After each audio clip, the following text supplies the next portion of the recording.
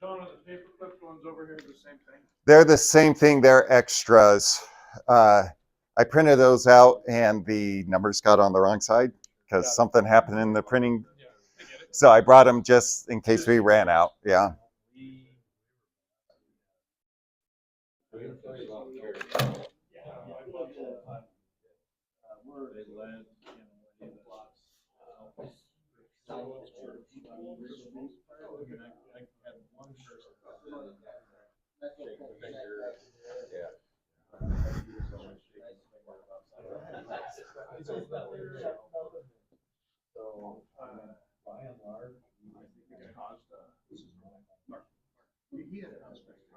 We did it one time, yeah, in that cul-de-sac, yeah.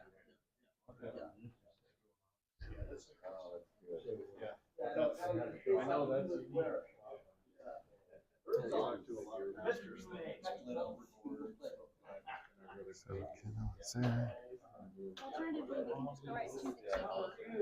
That would, yeah, that would be fine.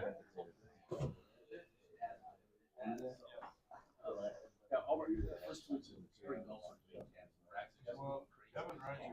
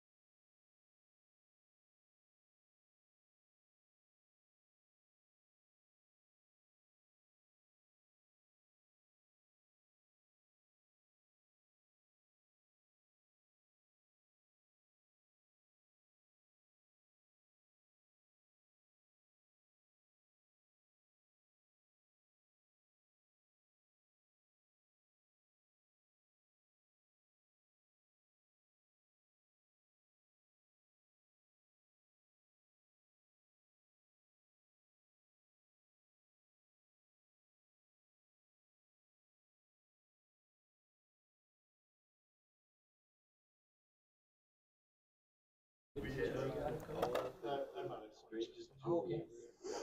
right, everyone, let's get started. Sorry for the delay. We're like 4 minutes late. I apologize for that. We've got a couple of people who are online, so thanks for joining us. And if you have questions when we get to the question and answer time, you can type those into the chat bar right-hand side of YouTube. So it is good to be here. It's been a journey. Oh, I'm like, what is that sound?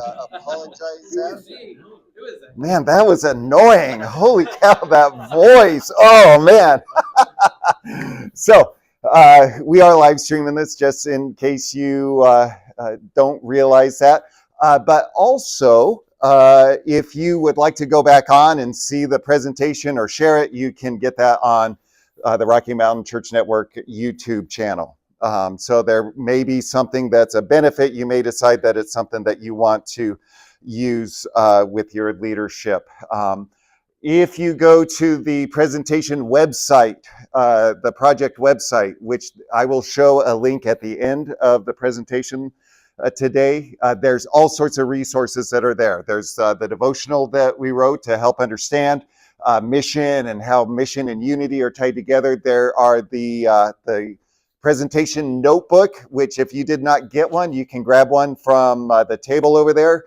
There's a notebook and sign-in sheet. That notebook is on there.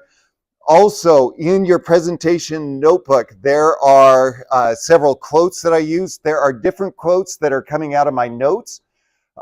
Just to make sure that we covered everything, there's a book list that's on that project website, the books that I used for the presentation today. If you're interested in picking one of those up, there are some really, really great resources that I read through and that have informed some of what we're talking about today.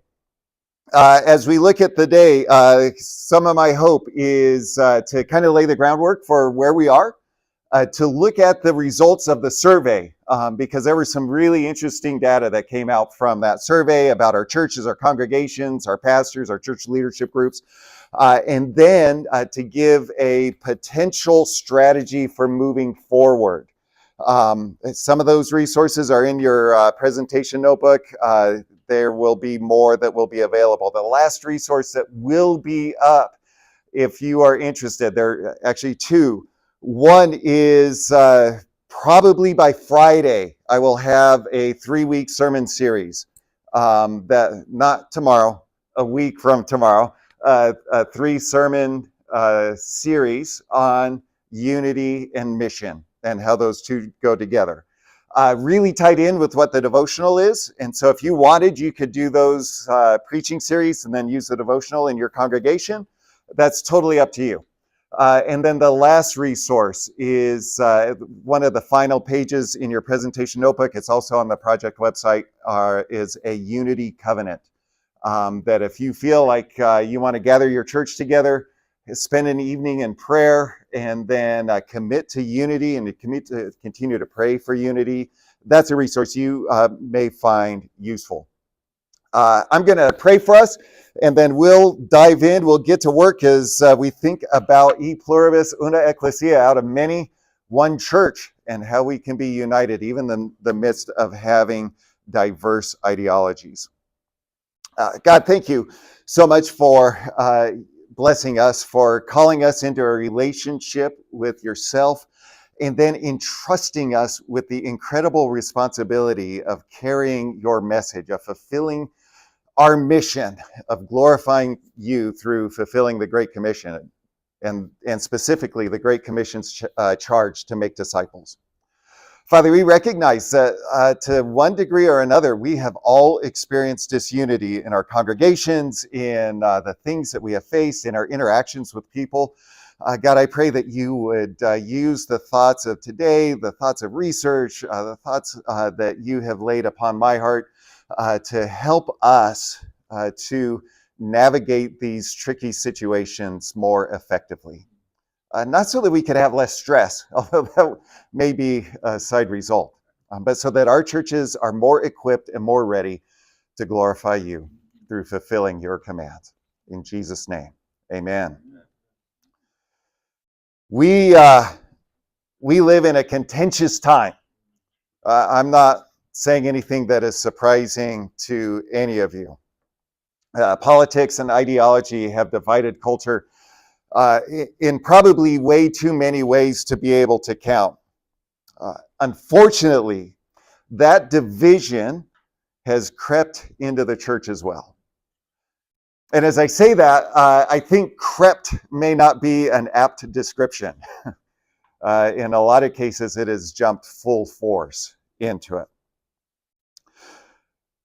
I know that because I was a pastor during COVID.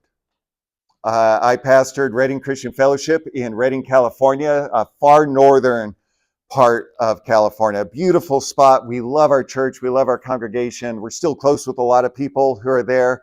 The guy who now is the senior pastor was the high school pastor while we were there. We're still friends. Had lunch with him in November because his brother lives about half an hour from us and they were visiting. So really, really close relationship with people there. But COVID for us was really difficult. And it was difficult for several reasons. One, we were a church in California. And everything that you hear about California is 100% true. And I can probably tell you some things that would shock you beyond that. But then you stack on top of that, we were in Shasta County, California, which is rabidly conservative. Like the anti-government side of libertarian. And trying to navigate that situation in what we saw as a biblical manner, balancing maybe Romans 13, Titus 3, 1 Peter 3, few things Jesus says, with Hebrews 10, that the church should be gathering together. Navigating that balance, quite honestly, tore me apart. It was by far the hardest thing I've ever done in ministry. Opening my email inbox and seeing an email from someone in our church accusing me of, quote, bending my knee to a corrupt government. Having someone in an email say that I was sinning by promulgating a lie, by saying that if you wore a mask, it helped protect other people. By being told that I had a weak reading of Romans 13. What made that extra difficult was those last two things came from an elder. Then I have a staff person who literally told me, John, the most dangerous thing I do all week is come to church. Trying to balance and navigate those situations, quite honestly, like I said, just about tore me apart. It was the hardest thing that I've done in ministry. And it was very discouraging to see the same rancor and division that we saw in culture happening within our congregation. And so at times I would stop and I would ask myself, how did we get here? How did we actually get to this point? And as I have done some reading and thought through kind of my experience, listened to other people's experiences, I think you can see an arc that has happened. It all started in culture, which is clearly divided.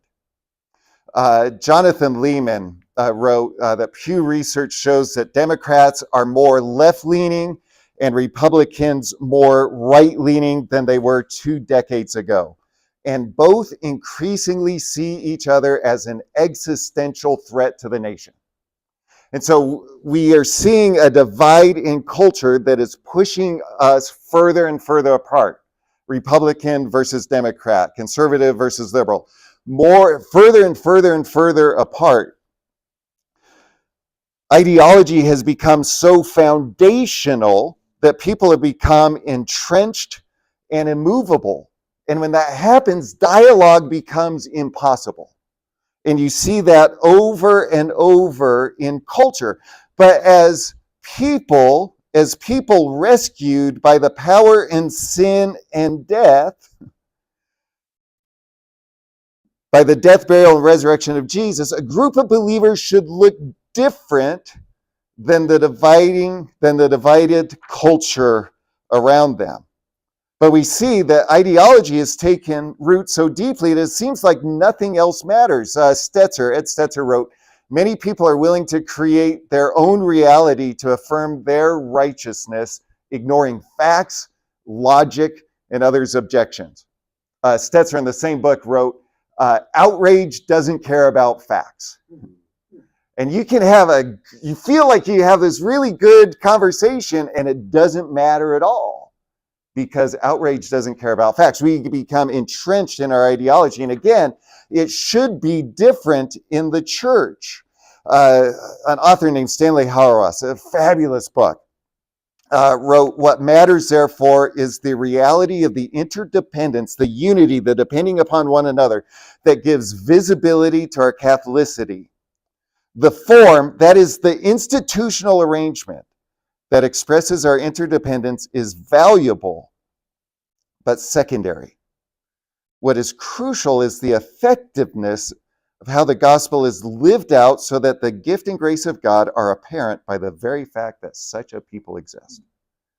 So as a church, the very unity that we should have, if we will live that out, it gives testimony to the fact that God exists. And it gives testimony to the fact that God is a reconciling God. That God is about the business of bringing things together. He's about the business of reconciling sinners to himself, of sinners to sinners, and even ultimately sinners to creation. That he reconciles all things in Christ. And when we have unity, we attest to that fact.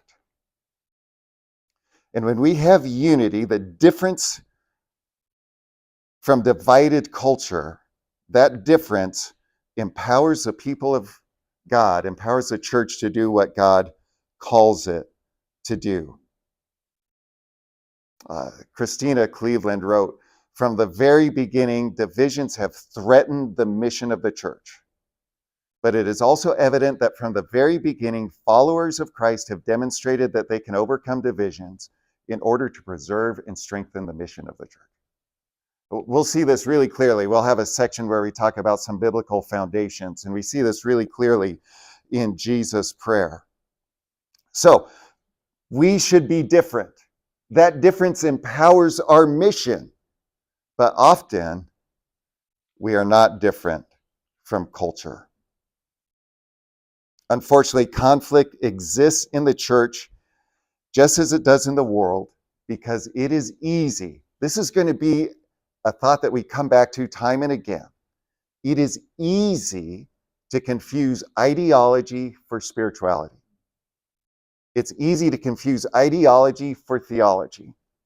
And there's some very clear reasons, which are fascinating, as to why that is. So again, we will come back to it.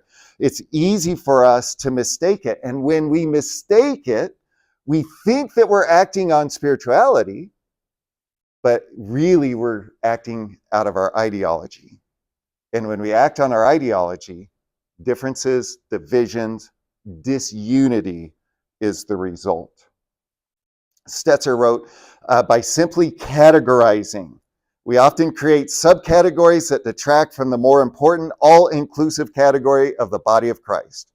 Before you know it, whether people are pro-life or pro-choice, Calvinist or Arminian, or black or white, is more important than whether they are part of the family of God. We cannot allow this to be a picture of the church, because ultimately, what we found through reading and through surveys and personal interviews is that disunity hinders the mission of the church. Walter Brueggemann wrote, "The outcome, I suggest, is at best an anemic capacity to respond to the gospel for the sake of the world." So as we think about where we've been and we think about the divided nature of culture and how that often is displayed in the church, we come back to the experiences that we had during COVID. For some of us, that was really devastating. For others, not so much. And there were some factors that we'll talk about as to why it impacted some more deeply than others. But I think essentially what we saw in COVID, and the reason that it was more difficult for some than others, is that COVID revealed and accelerated what was already happening. So the divisions that we have in the church did not happen because of COVID. It exacerbated it, and the changes that were already taking place simply happened all of a sudden, rather than over the course of 10 or 15 years. Carey Nieuwhof said over and over during the pandemic, crisis accelerates change. Another person who I heard, I can't remember who said this, but they said it was as though COVID like ripped years out of the timeline. So the changes that we saw were happening like this. And normally, if you didn't have COVID, it would have happened over the span of 20 years. And if it happens over the span of 20 years, pastors and church leaders can have the opportunity to kind of respond, and you kind of are able to navigate that a little more. But COVID took this 15 years out of the middle of it. And so now we're having to respond to a sudden, drastic change, which simply revealed what was already taking place, what was foundational already there, but it happened all at once. The pandemic revealed and accelerated what was already happening. The equating of ideology with spirituality, that was already taking place. The divisiveness along ideological lines, that was already beginning to happen. For the most part, what we've seen, at least in our churches, was that it was not a case where you had conservative versus liberal. So you didn't have like the rascally Republicans against the dirty Democrats, and they're like fighting, and it was more shades of conservatism. Because all of our pastors, as you'll see, all of our pastors identify themselves as center right. All of our church leadership center right. Even ministry context is almost all center right. And so we're looking not at liberal versus Democrat or liberal versus conservative, but we're looking at kind of shades of conservative and not quite conservative enough. And we're still dividing over that. And that happened in a drastic way, again, because crisis accelerated change. So while it was shocking to see it happen all at once, what really happened was that the superficial unity that many churches experienced was revealed for what it was. We had a superficial unity that was based more on the pragmatism of advancing an ideological or political cause than on being based on the mission of the church to fulfill the Great Commission. At times, that ideology, again, it can take shape of a religious or spiritual expression, but when things get difficult, what is at the foundation gets shown to be the most important. And when that foundation is not the mission of the church, ideologically driven disunity is the result. So again, my hope today is to show some stats. We'll take a big chunk to walk through the results of the survey, to show the state of churches and pastors across our region. We'll see how much IDD, ideologically driven disunity, is present in our churches and its impact. We'll see some correlations, some statistical correlations comparing two different sets of variables. We'll see some significant correlations. We'll see some surprising lack of correlations. We'll draw some conclusions from the research, and then I'll offer a possible way forward. But before we get into that too much, I want to share kind of what I'm calling some ground rules. Kind of some broad brush, here's what we're dealing with, here's what we're not dealing with, here's what we're trying to do.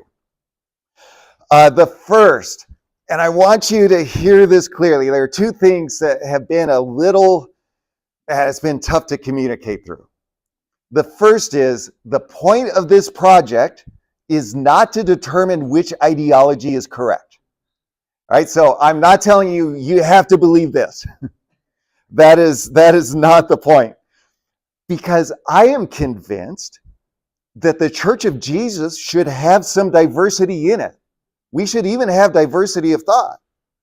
Partly because the New Testament is full of commands to be united. If we were all the same, man, they could have saved a whole lot of hand cramp in their writing, because they wouldn't have had to write all those commands. Stanley Hauerwas wrote, "Difference can threaten unity, but unity cannot be Catholic, it cannot be universal without difference." So, the point of this is not to say which ideology is correct. Second ground rule. This project focuses on the leadership aspect of addressing ideologically driven disunity. There's a spiritual component as well. That's not the point of this project. So we're going to assume a few things as we think about your church, your leadership, you yourself. First, we are assuming that you have a leadership comprised of believers. Okay, so I'm not gonna go in and say, well, you need to go and make sure all your leaders are believers. We're assuming that your leadership are believers. We are assuming that you are trying to follow Jesus. Okay, it would be really easy for me to say, the point of this project, you just need to follow Jesus. Let's close with a word of prayer. All right, so we're not doing that. We are assuming that you're following Jesus. We are assuming that you're praying.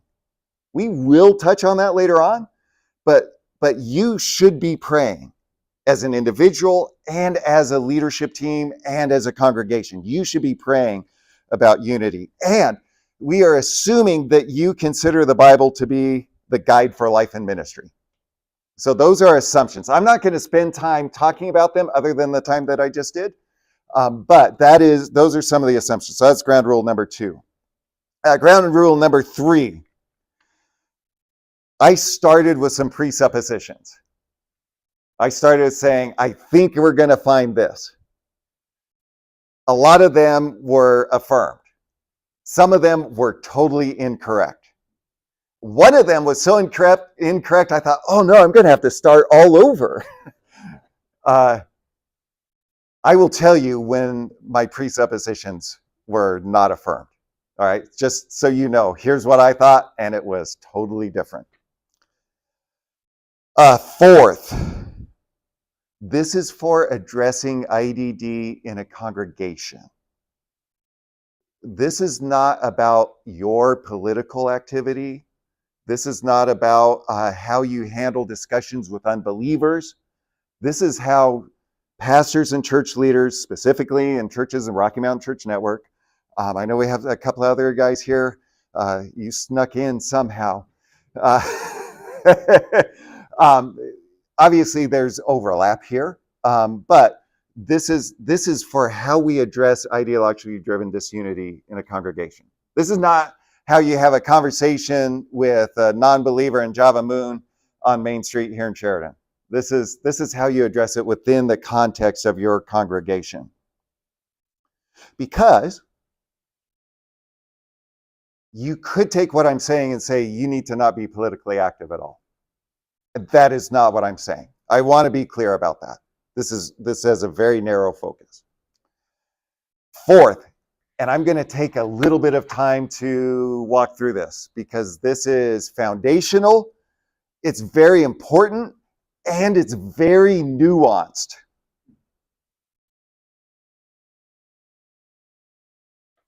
there is clearly an overlap between theology and ideology. I think in a lot of ways we've gotten some of that overlap wrong, which we'll talk about. But a lot of times when we talk about ideology, someone will say, well, no, that's biblical. And so we're standing for biblical truth. Yes, there are biblical components to it. But are you really understanding the difference between your theology and your ideology? Again, there may be overlap, but it really matters which one we respond from. If we respond from our theology, we can respond in love. If we respond from our ideology, we typically respond in fear. So an example of how this gets really close and hard to navigate. One of the pastors in our focus group. So just so you know what we are talking about, I've done some academic research, lots of reading. We've done some personal interviews, some one-on-one interviews. I did an interview with 2 pastors. And then I have done a focus group where we had 5 pastors who participated in that. And then I'm having hopefully one more personal interview. So there are all sorts of different ways that we've collected data for this. As we talked in the focus group, one of the pastors shared an example that was born out of one of their values as a church. You may disagree with this, but this is a value of this church, which is that they want to have unbelievers serving in their church. Now, you can wrestle with the implications of that if you want. But again, this is their leadership team has made this determination with boundaries, right? Unbeliever is not teaching Sunday school. Unbeliever is not leading a life group. Unbeliever may be a greeter. Unbeliever may help in the parking lot. And they look for areas that unbelievers can serve so that they are together with believers. And they think that that is one way that they can draw people to Jesus. Now, first off, I just have to say I really admire the fact that they have unbelievers who attend and attend so much that they want to serve. But it did bring up a very interesting problem. A gay woman wanted to hold babies in the nursery. So their elders met, they prayed, they talked, and they said, here's our determination of, what we're trying to do. This is not a teaching role. This is not a spiritual role. It's someone just holding a baby in the nursery. And so they determined that yes, she could do that. There was a family who was upset about it. Obviously.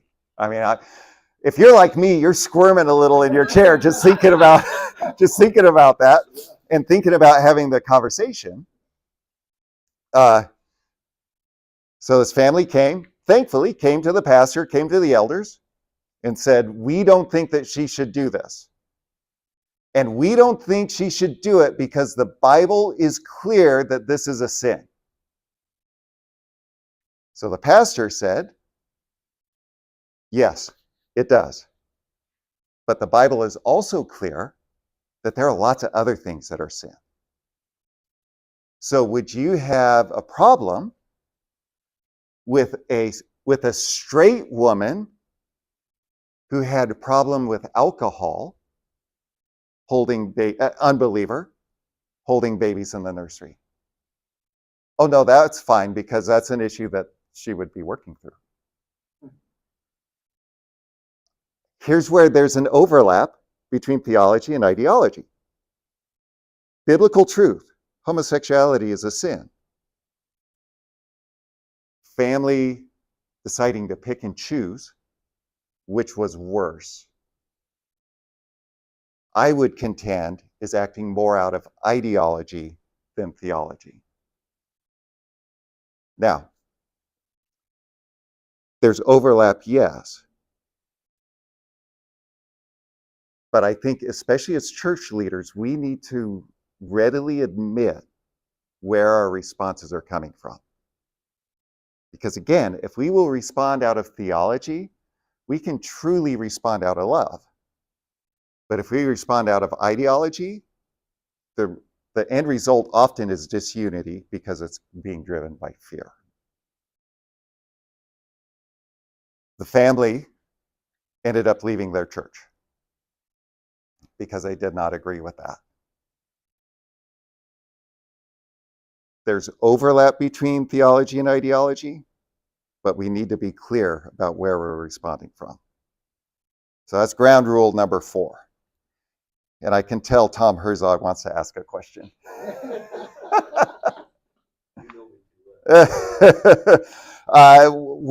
We'll have a time for questions at the end of these ground rules. So what ground rule am I on?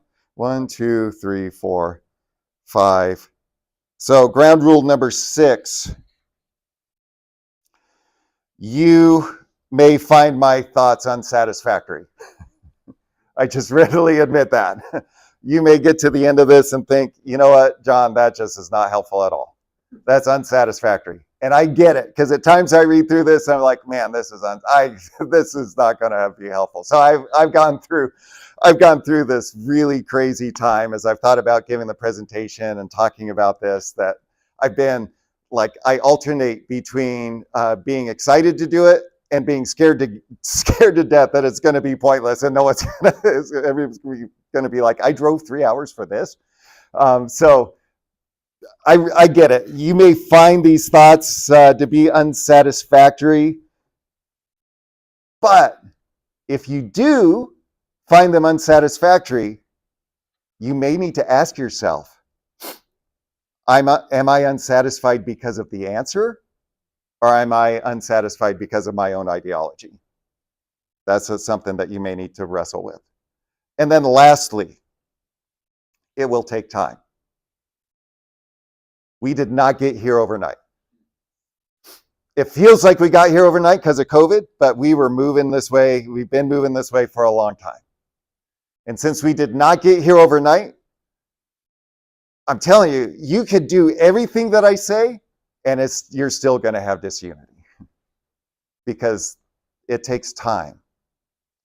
But it is clear that we need to address ideologically driven disunity. It will take a while to move towards that. There will be pain. There will be conflict. There will be some steps forward and steps back.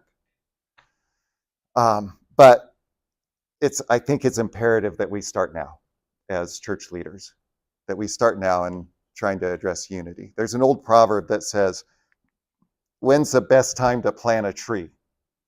20 years ago. Like 20 years ago is the best time to plant a tree. When's the second best time? Today. And so as church leaders, let's start thinking through how we can address some of the disunity that we've seen, and in particular, the ideologically driven disunity. Any questions? Do you have one, Tom? Well, leave this mic on. There's a little button here on the back. It should be solid green. But this way, the people who are watching on live stream can hear the questions. It's really just to help my thinking, and you keep. I ran into it with the devotionals too, in terms of the separation and now and overlap. You're saying of ideology and theology, and I'm wondering if they're more conjunctive as opposed to overlap, ideological theology or theological ideologies, and that we allow ourselves to huddle up into our group of at least we think alike when it's silly that we don't. But I don't know. Can you just address that what a little more in terms of overlap versus is it really a separate? Maybe it's separating or defining better ideology for me. Maybe that's my question. Yes, and we will get to that because there are some really clear aspects of ideology that I think are important to understand. In particular, the foundational nature of ideologies, which I don't think as church leaders we've understood well enough. That ideologies really become foundational, and they go back to how we were raised, they go back to experiences, and they end up informing the growth in our life rather than the other way around often. But we'll spend some time unpacking those thoughts. If we don't get there well enough, revisit it and tell me, John, you missed that. All right. So, any other questions? All right, let's take some time to look at biblical foundations. So we'll work through biblical foundations and then we'll take a break. As I think about the biblical foundations, this won't be the longest section. So there's the devotional that was part of the project. It's available on the project website. There's a lot of the theological component that's, it's rooted in there. It's rooted in some foundational passages.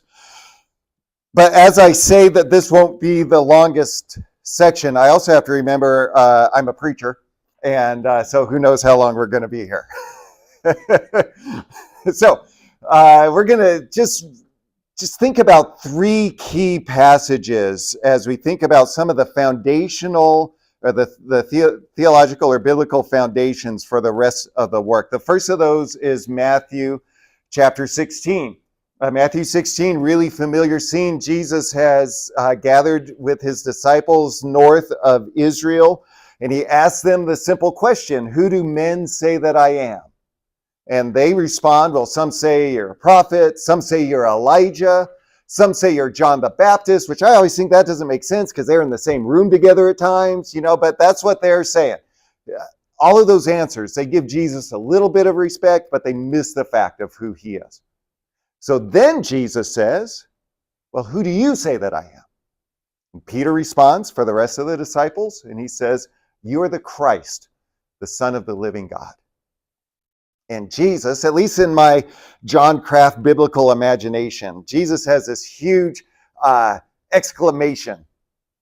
Blessed are you, Simon Bar-Jonah, because flesh and blood has not revealed this to you, but my Father who's in heaven. And my rough paraphrase of that is, holy cow, Peter, this is awesome.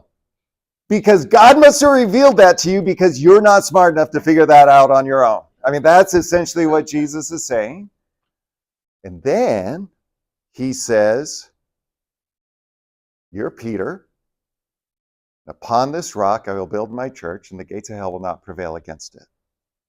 And so Jesus here gives an incredible promise. He gives this incredible promise that he will build his church. And he builds his church in a couple of ways. He builds his church because the church is moving forward. The church is pushing ahead. And I say that because Jesus says, I will build my church and the gates of hell will not prevail against it. For a long time, I think the church got this wrong because we think of the church huddled together and the world and culture and Satan attacking the church. And though Satan should buffet, we'll be safe and secure from all alarm. To mix up a couple of hymns right there. That, no matter what Satan throws at us, the church is going to exist. And I think that is entirely the wrong picture. And I think it's the wrong picture for the key reason that gates are not an offensive weapon. Gates are purely defensive. Purpose of a gate, keep someone out or to keep someone in. If your gate is open right now, your dog's running down the street. Satan wants to keep people in his domain. When the church pushes against the gates of hell, the gates of hell cannot stand against it. And that's where you see God's kingdom further and grow.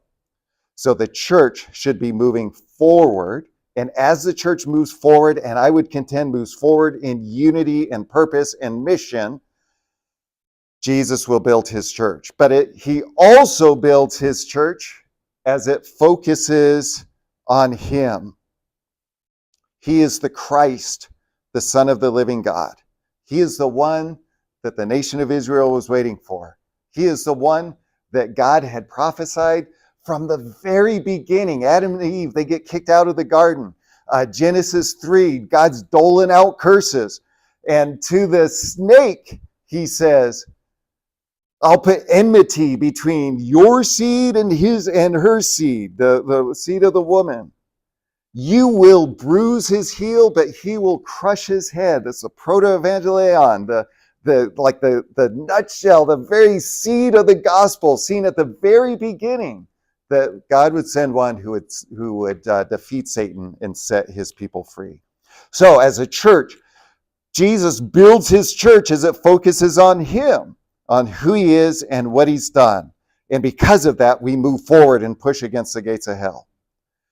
But then lastly, out of this passage, I want you to notice Jesus gets very possessive of the church. He gets very possessive. He says, what? Not I will build a church or I will build the church. He says, I will build my church. And as church leaders, we have to always remember this is not our church. As church leaders, we always have to remind our people, this is not our church. This is not your church. Which means we're not the ones who set the agenda. He is. We listen to his voice because it is his church.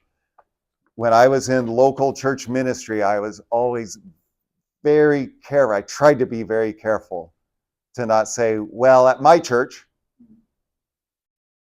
or to say, well, yeah, if you go over to Chad's church, which that's the same church, by the way, because it's not ours. It's not Chad's. It's not Aaron's. It belongs to Jesus. It's his church. And because it's his church and not ours, he's the one who gets to set the mission, which we see in Matthew chapter 28. Matthew chapter 28, verses 18 through 20, and the lead up to this, you see Jesus gathers specifically the 11 disciples. They're there. It says they come, they see Jesus, they worship, love the little clause that's also in there, but some doubted. I mean, they're still wrestling with what in the world is going on. And they come to Jesus, and Jesus says, all authority in heaven and on earth has been given to me. And because this authority has been given to me, now I am sending you. Go, therefore, and make disciples of all nations, baptizing them in the name of the Father, the Son, and the Holy Spirit. And lo, I am with you always. In this charge, Jesus gives the mission of the church. And the mission of the church is to make disciples. That is our mission. There is no other mission of the church. This is the only mission. This is what Jesus says, until I come back, this is what you're supposed to be doing. Make disciples. Now, it can take different forms in different contexts, in different leadership groups, in different congregations. But at the core is making disciples. But I have been convinced for a long time that we've had a fundamental misunderstanding of what making disciples is. In that a lot of people, particularly in conservative churches, equate disciple making with what has come to be known as discipleship. So when I was a high schooler, John Tanous, who's one of my high school sponsors, said, hey, John, do you want to do discipleship? It's like, yes, I do. Because John was the coolest guy I knew. And he said, okay, we'll meet together. And we met together, and he gave me a notebook. And he had a notebook that had blanks in it, and I had a notebook that had the same blanks in it, and John would fill out his notebook, and I would fill out my notebook, and we would talk about our notebooks. And discipleship has often taken the form, the transfer of information from one person to another. Discipleship is not disciple making. Because as we look at the Great Commission, we see three aspects to it. The first aspect comes when we see that Jesus says, baptizing them. Baptizing them. This indicates that there are people who are coming to Christ. Making disciples includes people being transferred from the kingdom of darkness to the kingdom of God's beloved Son. One of our pastors, he pastors Washington Heights Church in Ogden, Utah, is Roy Gruber. Roy is going through the arduous process of getting his doctorate. I wish he would have warned me before I started, because this has been tough. But Roy, his doctorate is about how we can help people who come to Christ move along the spectrum to be able to step into leadership more quickly than typically happens in a church. And so as part of it, he's putting together a video curriculum that if someone comes to Jesus, they can learn more about him and about what that means and about how to serve the church.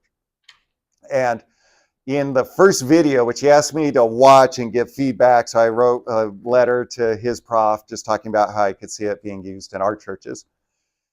He made a really great point, which is Jesus' model of making disciples included calling people to follow him who were not currently following him.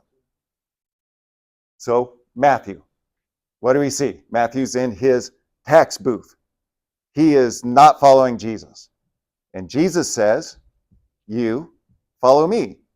And Matthew goes from someone who is not following Jesus to someone who is following him. And so looking at the example of Jesus, looking at what we see in Scripture, looking to see that in the context of the Great Commission, Jesus says baptizing them, that part of disciple making is seeing people who are not currently following Jesus begin to follow Jesus. Second thing that we see in the Great Commission is teaching them. There is the transfer of information. There has to be the transfer of information.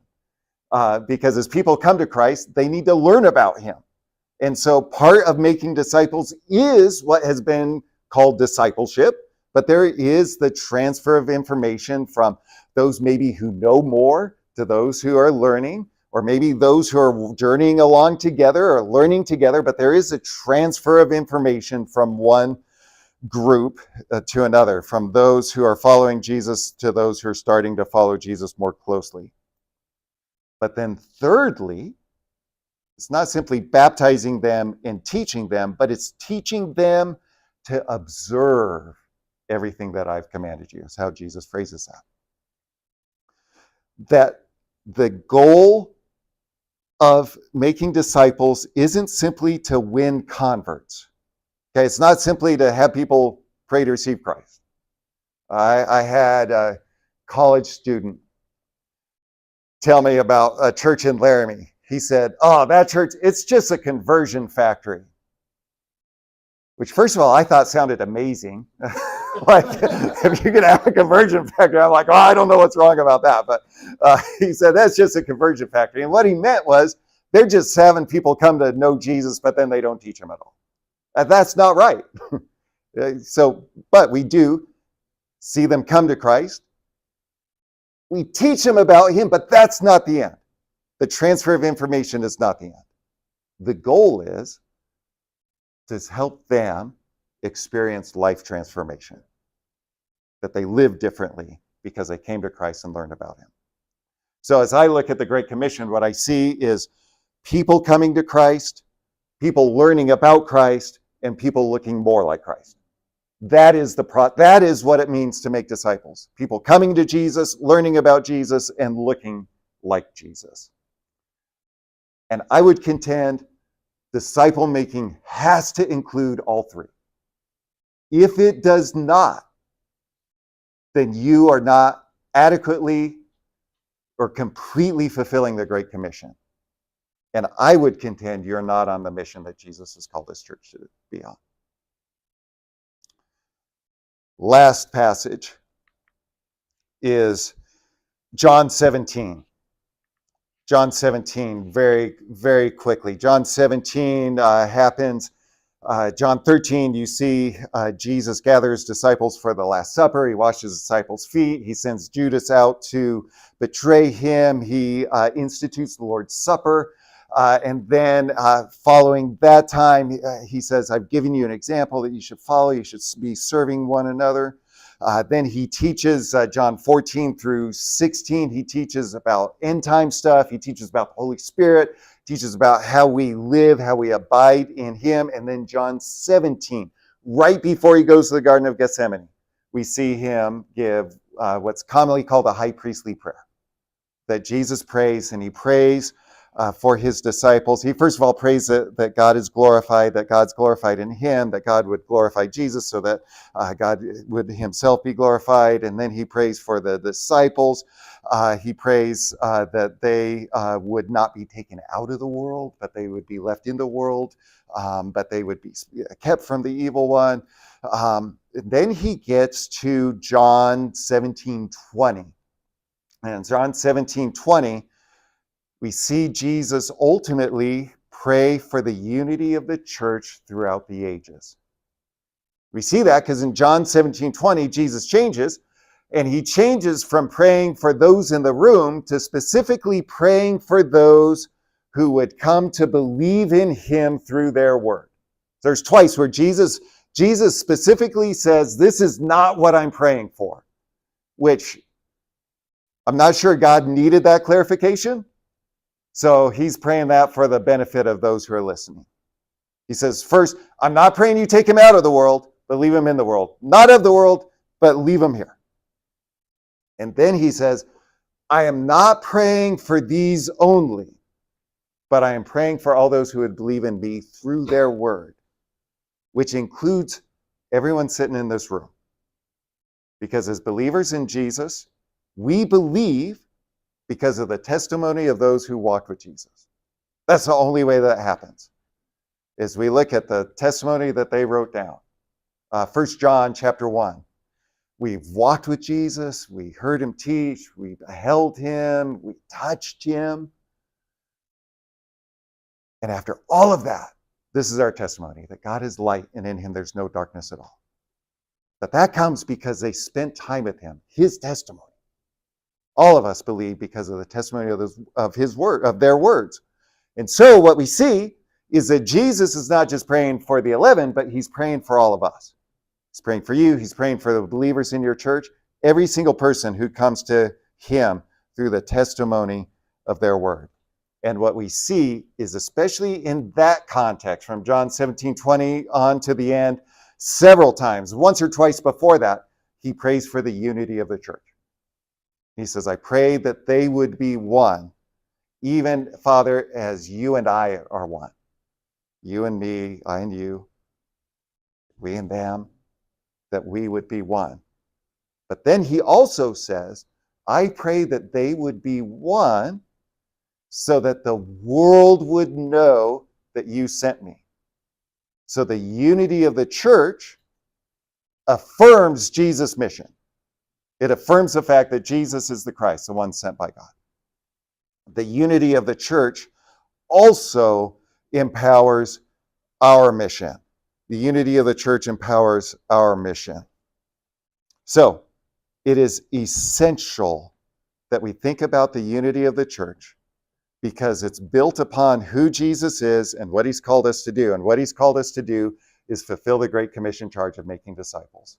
And we do that most effectively when we have unity with one another based on the fact that the Trinity is united and we are saved through their work and empowered to fulfill what they've called us to do. Biblical foundation for what is going to happen moving forward. So we are going to take a quick break. because we've gone like 1 hour already. I know. And not one person fell asleep unless you fall asleep with your eyes open, which is a very good skill to have. We are going to take a 10-minute break. So we will be back 10 after 11. If you're watching online, if you have questions, again, you can type them in the chat bar on the side. Other than that, we will be back in 10 minutes. John, do you need that other TV on here? No, I'm catching this one, and then I can also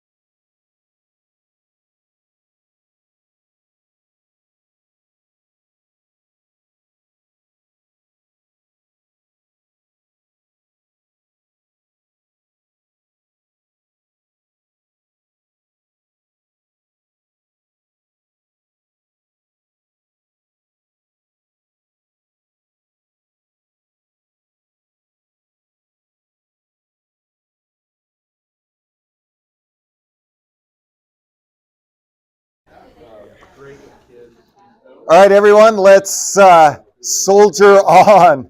Let's push forward as we keep going. All right, so as we move forward, we do want to take some time to unpack the initial survey. So the project participants all completed a survey that it covered a range of topics. And so we do want to share what we found out about our churches. And as we dive into this, this is what is called an action research project. And as an action research project, there are two characteristics that I had to adhere by. The first of those is an action research project addresses a specific problem in a specific context. And so my degree that I'm working towards is a DMin, which may be exercised at some point later on, Doctor of Ministry. That is over against a PhD. And the big difference is a PhD is an academic degree. And so your research could be much more scholastic, academic. Here's how you read the Dead Sea Scrolls. Here's some new data that I've uncovered from the Dead Sea Scrolls. That could be a PhD dissertation. A DMin is a professional degree, which means a couple of things. First of all, you cannot go straight through from a master's program into a DMin unless you have years of experience in a church. And so I could not have gone from bachelor's to master's to DMin without serving in a church for 5 years. And so it's because it's a professional degree. As part of the action research, we are addressing a specific problem. And so in this case, the problem is that pastors and church leaders within the Rocky Mountain Church Network are negatively impacted by ideologically driven disunity. And there are following results of that. The action research also is a specific problem, but it's also a specific context. And at Liberty University, which is where I'm doing my DMin, they want that to be actually a very specific context. And so I would have loved to have done this research over 300 churches in the Rocky Mountain region, but I'm not a part of 300 churches in the Rocky Mountain region. I'm the executive director of the Rocky Mountain Church Network. So we started with our pool of churches.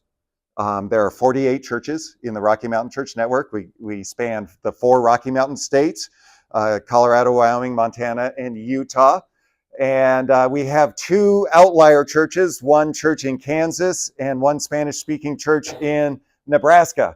And I tell them, do you see any mountains here? I mean, I've been to Ulysses, Kansas. There ain't a mountain anywhere nearby. The tallest thing that is there is the corn. And but they are a part of us. So specific problem, specific context. And so as we look at the churches, in our project, there were 22 churches represented, which is not a huge pool, but it actually is statistically significant when you think of the pool that you start with. I had hoped to get half of our churches and could have wrangled a couple of arms, to get 2 more to put us at half representation, but one guy was on sabbatical and another was doing other things in their church. And I was like, no, if I need it, I'll come back. But I felt like 46% was statistically significant enough when you look at the pool that we started with. The other aspect of an action research project is that it has to bring something of benefit to the stakeholders. So the participants in the project have to be benefited by the project. And in this case, my hope is that we can give you some tools, some understanding and some tools to be able to address IDD in your own congregation. So as we think about the churches that we have represented, we see that we have 22 churches out of our 48. That's 46% of the Rocky Mountain Church Network congregations. There are churches from all 4 Rocky Mountain states represented in this. And we'll touch on this in just a moment, but churches from Colorado, Wyoming, Montana, and Utah.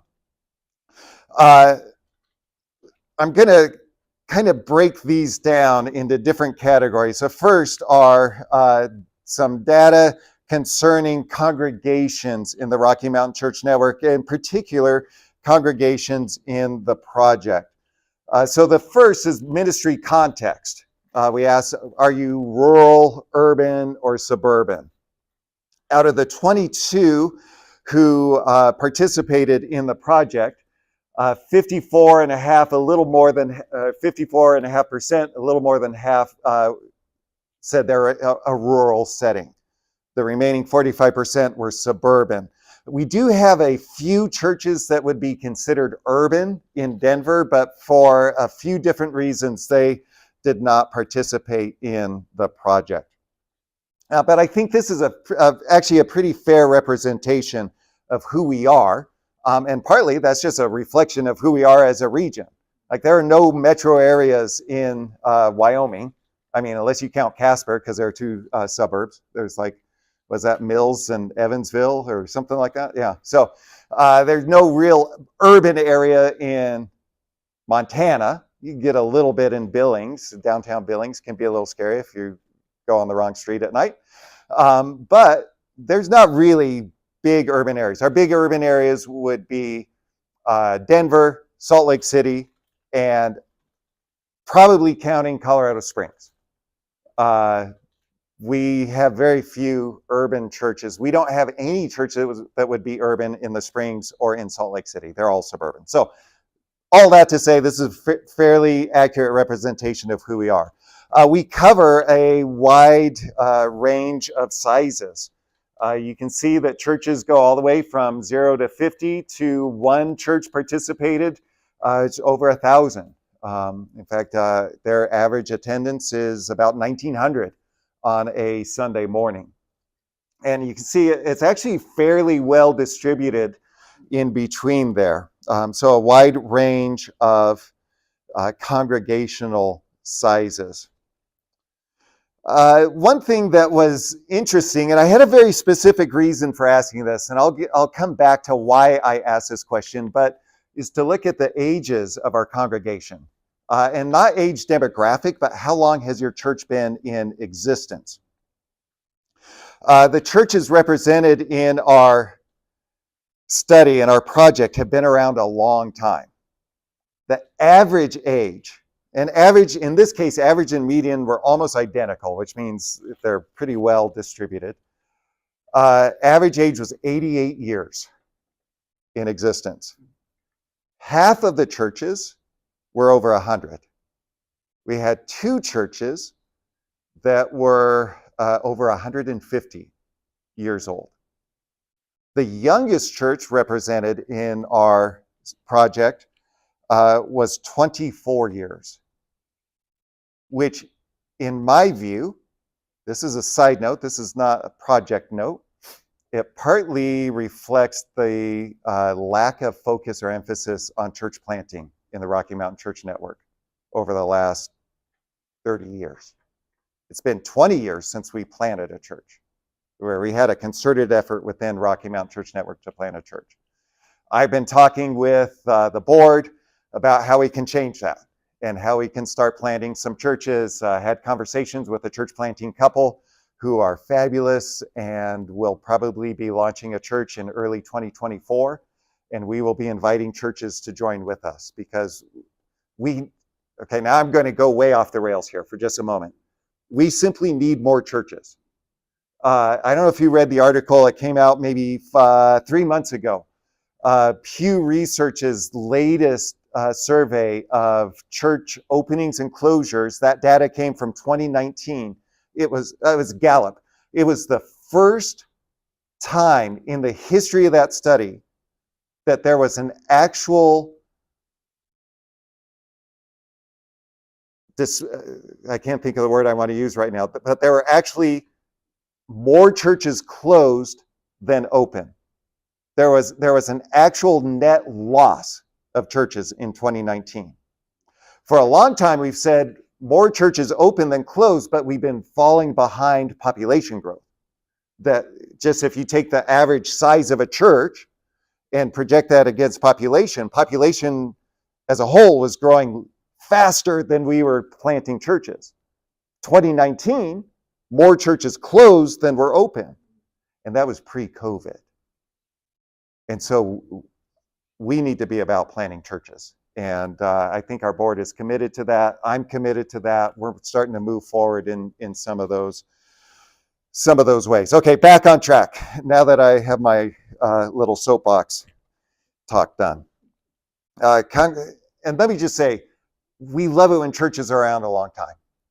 I think it's a fabulous thing. I was senior pastor here, and when we were here, we celebrated 125 years of ministry.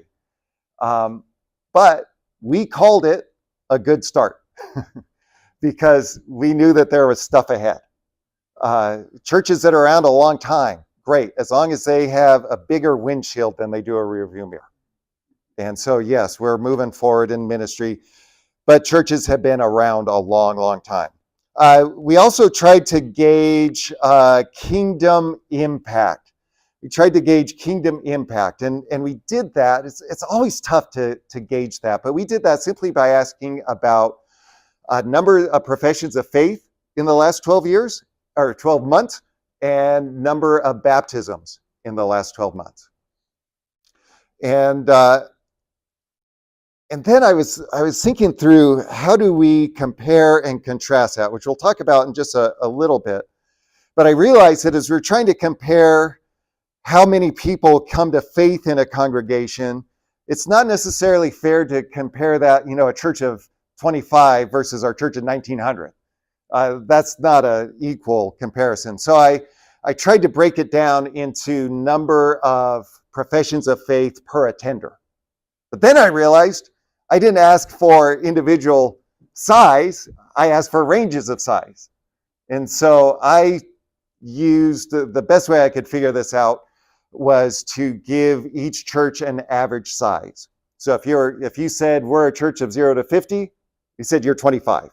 If you're a church 50 to 100, you're 75. All the way up, the church that was over 1,000, we said you're 1,500. And just tried to give an average size of church. Using that, our church has had an average in the last 12 months of 0.04 professions of faith per attender.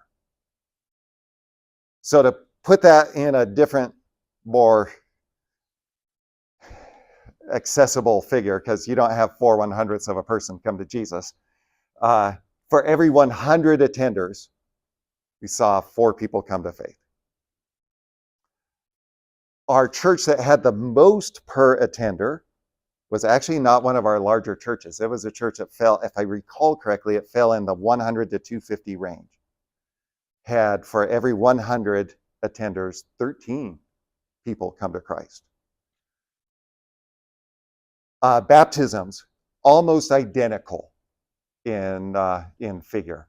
And not just identical in overall average, but identical among congregation. So trying to gauge kingdom impact is difficult. That was one of the ways that we tried to do that. Then we had some data concerning pastors. And we asked about the tenure of the pastor.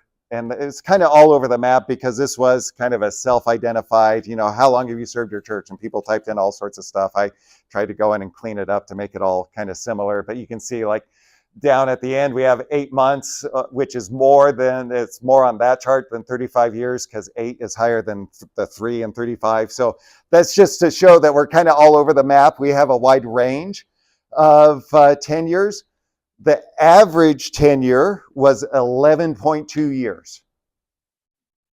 The median tenure was 7.5. And so that's skewed because we have a couple of pastors who've been at their church for a long time. We have a 35 and a 27 year pastorate. So those are what skewed those average numbers. We did have a couple of project participants who've been at their church for less than a year. We had 2 who were there for 6 months and 1 who was there for 9 months. And we're thankful for them. A couple of them, as I say this survey was completely anonymous, which was great because people could be honest. But then it makes my job really hard because I can't ask follow-up questions because I have no idea who they are. Although I do know some of the new pastors, and they're doing fabulous stuff. I'm really thankful for our new pastors, even though I don't know who they are because it was totally anonymous. Education of pastors. What's the highest level that you've attained? Out of our project participants, 1/2 have a master's degree. 1 has a doctorate. 2 have a bachelor's degree. And then the rest were kind of scattered, some masters, some doctoral education. This actually will come into play later on. But just so you have an idea of educational levels of a pastor. Then I also asked, what is your political leaning? Like your personal political leaning? And unsurprisingly, our pastors were center right. So on this scale, 1 was very conservative, 5 was very liberal. And we were all center to right. Average of that was 2.2 on that scale. So clearly less than the center, or more conservative than the center by a little bit. Moving forward, data concerning the presence and impact of ideologically driven disunity. What we found was that the majority of our churches in the last 12 months have experienced IDD. 59%, a little more, 59% have experienced disunity in the last 12 months. That number goes up when you ask about COVID, whether COVID worsened ideologically driven disunity.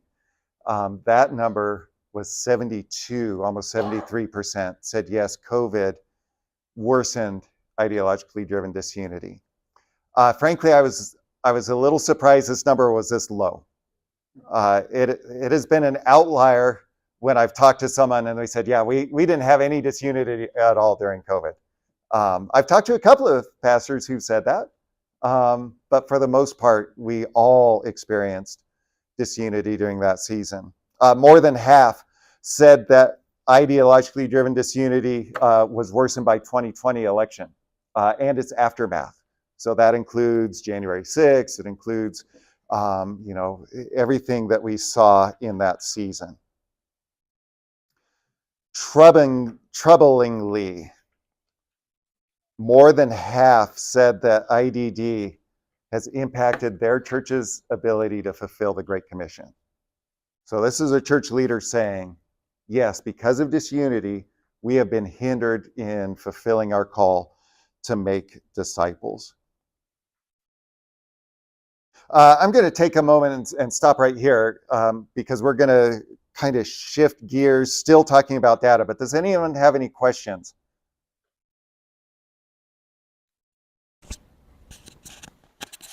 And then we can just leave this mic over here. Again, you can leave it on. Okay. John, I was just curious, did you sort the data to look at the center-right politics and the question of COVID and the question of disunity in the church? Did you sort it that way? Yes. So we sorted all sorts of different ways, and we'll talk about that in the next section. We'll show some correlations that were there in the data, and I'll explain kind of the process that we went through to look for correlations. Some of it was a little easier because there were yes or no questions. Some of it is gauging correlation between 2 sets of variables, which is a little trickier, but we did both of those. So we'll unpack that in just a moment. So be a little more patient, all right? All right. And again, if you're watching online, you can type a question into the chat bar if you have something.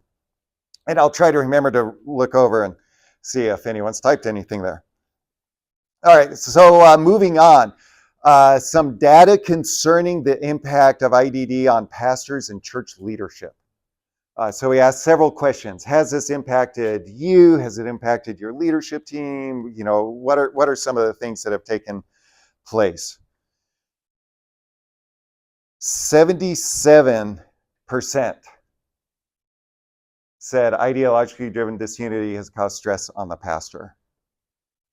What I found interesting in this is higher than reported IDD in their congregation. But it very clearly is something that has caused stress. We asked to rate that level. Oh no, sorry, I'm ahead. This was 31% of higher than the presence of IDD in a congregation. Yet what we see is that our pastors have clearly been stressed and experienced stress because of disunity, because of those conversations that you have to have, because of, I mean, I remember even just personally thinking about going to board meetings that I knew were going to be kind of contentious, and how do I handle this? And it caused a great deal of stress on me personally, and that has been borne out in interviews and has been borne out in the data itself. Ideologically driven disunity has caused stress on church leadership as well. So this is looking, we asked specifically about trustees, deacons, elders, you know, whatever your leadership team is, has it caused stress on them? And again, clearly, yes, 72, almost 73% as well. But then it was fascinating to see this shift when I asked specifically about whether your leadership team was experiencing disunity. So the first question was, is it causing stress on you all? Then I asked, are you experiencing disunity in your leadership team? And that number dropped precipitously to just 27% of leadership teams experiencing disunity among them. That number was even smaller when I asked about church staff. And for the purpose of the survey, we define staff as being either paid or volunteer, but those who are about the business of doing the work of the church. So your youth pastor, if you have one, associate pastor, or the nursery worker, you know, those who are serving maybe on a volunteer capacity, those who are serving in the church, they as a group experienced even less. 18% disunity in those groups. And there's some further data that we'll unpack that I think shows why. And so now we are going to move, Kevin, you didn't have to wait too long, into seeing correlations, like some of the actual correlations in the data from the initial survey. The first thing that I want to point out was that in some regards, there was a surprising lack of correlation. In a lot of things that I thought, oh yes, this is going to be it, or this will be it, almost no correlation. So I think there are two reasons why some of these things did not have direct correlation. The first is that sometimes there wasn't much difference in the responses from the participants. So I asked a question thinking we'd have a range of responses, and instead it was like almost a big monolithic block. So we asked about soteriology. What do you believe about salvation? Do you hold a Reformed view? You hold an Arminian view? Or do you hold what I called a traditionalist view? You know, kind of traditional Baptistic view, at least in my experience.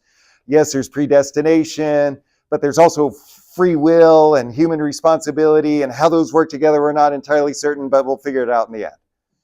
You know, that's kind of the traditional Baptist view. And so I asked that question, and like 81% said we hold a traditionalist view. Well, you can't make statistical correlations when you've got this big chunk that's the same, because it's almost a whole pool. Same thing was true for preaching style. I thought, well, maybe preaching style can play a role. You know, if you're preaching just on topics, maybe you dive into topics that are more interesting or cultural, and so that's going to bring some disunity. Well, out of the 22 participants, only 2 said they do topical. So 91% are saying, yes, we do expositional. Well, again, I can't make statistical correlations from that because that's literally almost the entire pool. But then there were some correlations or lack of correlation that had difference in responses, but no statistical correlation at all. And so I used to find correlation when we had 2 sets of variables. Okay, so an example of this would be, which we'll get into in just a little bit, how long have you served at the church was one question, and then rate the impact of IDD on your congregation. Totally separate question, 2 sets of variables. I used what's called Pearson's correlation coefficient, which is a way where you can take 2 sets of variables and see the degree to which they impact one another. There's a very, very long formula to figure it out. It involves factorials and square roots and multiplying, and I have no idea how to do that, but there's a function within Google Sheets where you can say, here's this set of variables and this set. What is the correlation, if any? And you get a range from -1 to +1. -1 is a negative correlation. And if you had -1, it'd be almost unheard of. The only time I got either a -1 or more specifically, I got 1 was when I accidentally put in 2 sets of the same number into the figure. But -1 would be when this set of variables goes up, this one goes down. And then there's a scale, which is in your presentation notebook, a scale to rate the strength of that relationship between 0, which would be no, and -1, which would be the strongest negative correlation possible. And then you go from 0 to 1. 1 would be when this set goes up, then this set goes up the exact same. Or kind of a scale between. And it accounts for, well, sometimes this one is a little higher on this one response and this one is lower. If you look at that one response, you can't gauge that. But using Pearson's correlation coefficient, you can ascertain that. And so that's what we use. There's a pretty standard scale to gauge whether that's no or negligible, weak to moderate to strong correlation between the two. There were a few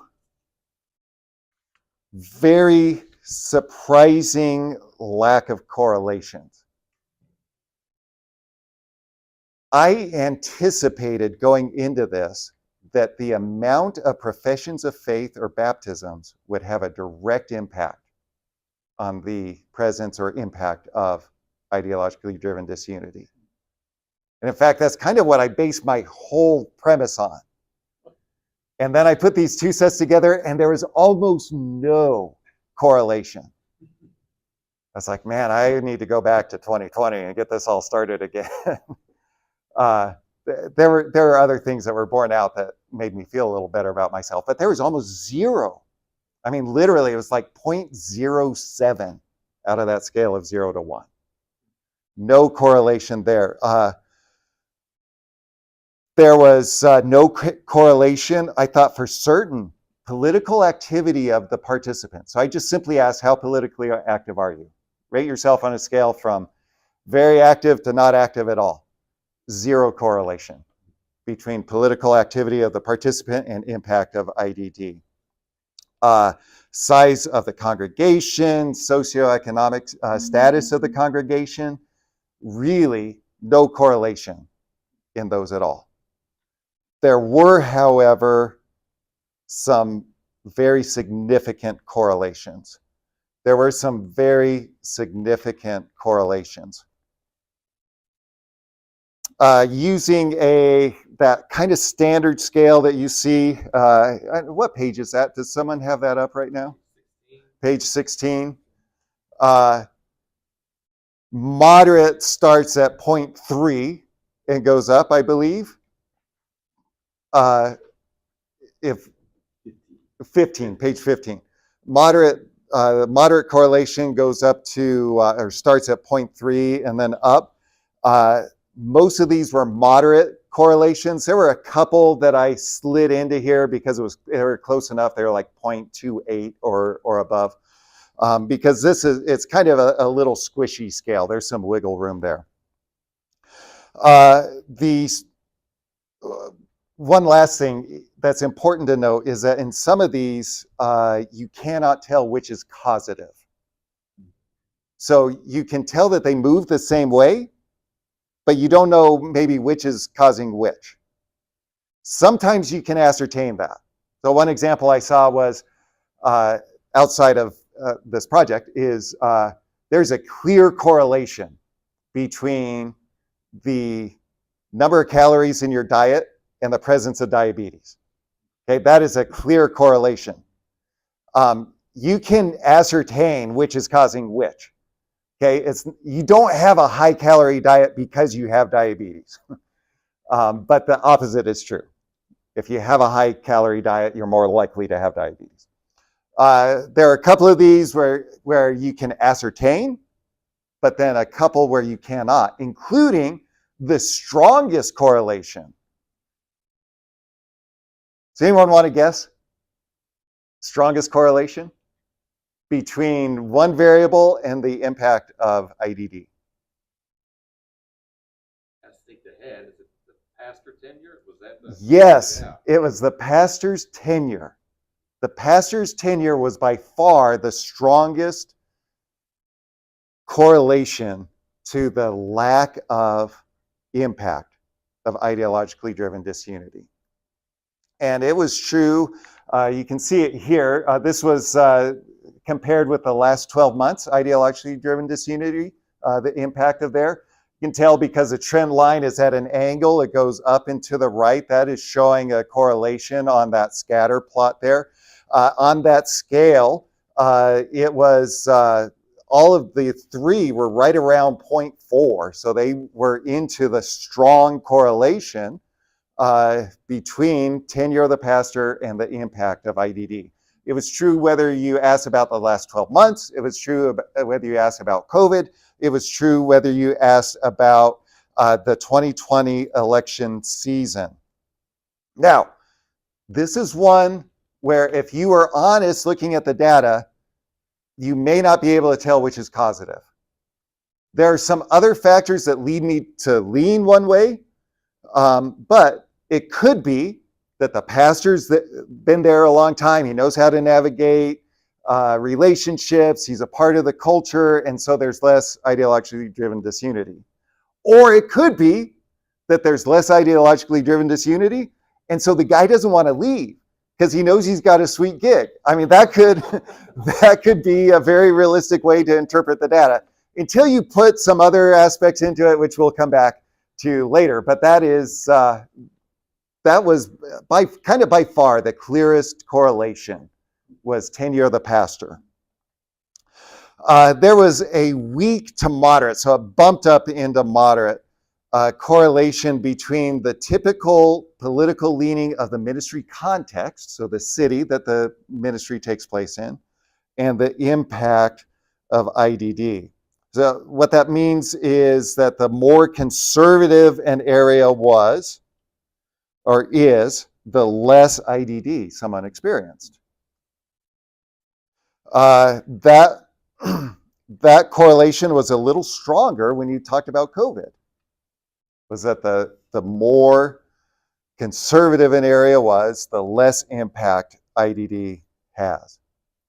What's important to note, though, is that both when you look at pastors, at church leadership, and ministry context, those are almost all center right. We had 2 respondents who said we have, on a scale of 1 being very conservative to 5 being very liberal. We had 2 who rated their ministry context as a 4. Because the fact of the matter is we don't have a church in Boulder. We don't have a church in some of the big liberal areas or bastions that we have in the Rocky Mountain areas, which are very few. I mean, typically we're a fairly conservative bunch.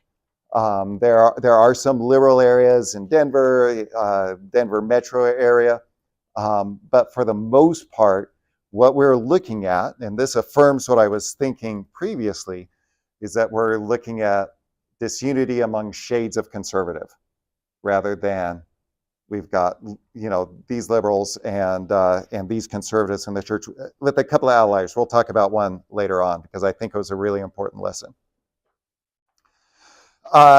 This one fascinated me. First part of it, I was not surprised by. The second part, I was. The more a pastor addresses political issues from the platform, the more impact ideologically driven disunity has. I was unsurprised by that. And that was a moderate correlation between the two. If you had said, John, is this true? I would have said yes.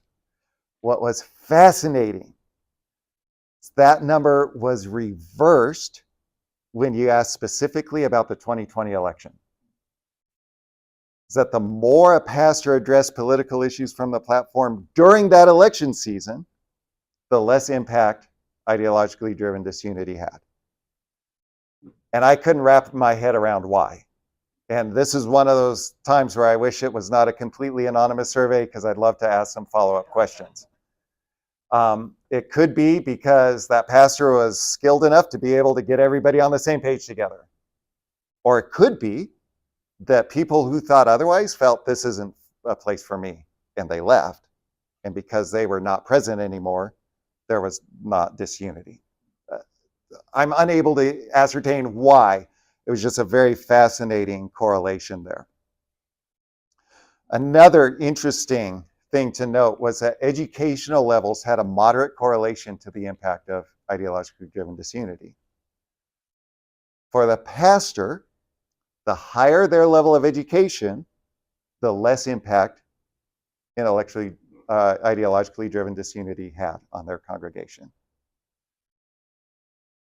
Conversely, the higher the level of education of the congregation, the more impact ideologically driven disunity had. And again, there could be multiple reasons for that, but those who are higher educated may be more apt to debate, may be more apt to be entrenched in what they believe, may feel that they have more of a voice, more of a reason to be listened to, and therefore are more likely to be loud. Whatever the case was, the higher the level of education of the congregation, the more disunity a congregation had. One thing that was fascinating to me, and again, it almost made me rethink what I was doing, was that there was no positive pattern concerning mission and vision statements in the presence of ideologically driven disunity. So we asked 2 questions. Does your church have clear mission and vision statements? And does a majority of your congregation embrace the mission and vision of the church? For those who answered yes, there was no discernible difference in the impact of ideologically driven disunity, which really surprised me. I thought it'd be really easy to go through, and these people said, yes, we have them, and they have no disunity. No, we don't have them. They have disunity, which the second actually was true. That there was a clear negative pattern concerning the absence of mission and vision statements and the absence of a congregation embracing it, and the presence of the impact of ideologically driven disunity, or the presence of disunity. So in that, 80%, 80% who said they do not have mission and vision statements, 80% experienced disunity during the last 12 months. 80% experienced it during COVID, and 80% during the 2020 election. If the congregation did not embrace the mission and vision of the church, so a majority does not embrace the mission and vision, 67% said we had disunity in the last 12 months. 83% said we experienced it during COVID. And 67% experienced it during the 2020 election. Which tells me that there isn't necessarily a correlation to say, if you get a really great mission and vision statement, you're not going to have disunity. But if you don't have it, you're much more likely to have ideologically driven disunity. If you don't have it and your congregation doesn't embrace it, you're much more likely to experience it. Which means as pastors and church leaders, we have to be sure that we are over communicating the mission and vision of the church. You've got to feel tired of doing it. You've got to feel like, I can't believe I'm doing this again. Because at that point, your congregation is going to start getting it. And the more your congregation embraces it, the less ideologically driven disunity you're going to have. Any questions? This is a good spot for questions. Is the mic over there? Yeah. Okay. Any questions? Yeah, Cody, let's get you the mic so the people online can hear you. Thinking about the even the definition of IDD, was there any way to gauge how the participants were perceiving the definition of IDD? Thinking about some of the more tenured pastors, I would think they would maybe have a tendency to minimize IDD type issues in their church, whereas maybe a new pastor would see any turmoil as a major IDD issue. Was there any way to kind of gauge that definition? Is it consistent throughout? What were some of the ways that you communicated that definition? It's kind of a big question. I don't know how to. It is kind of a big question, and one, I'm not certain.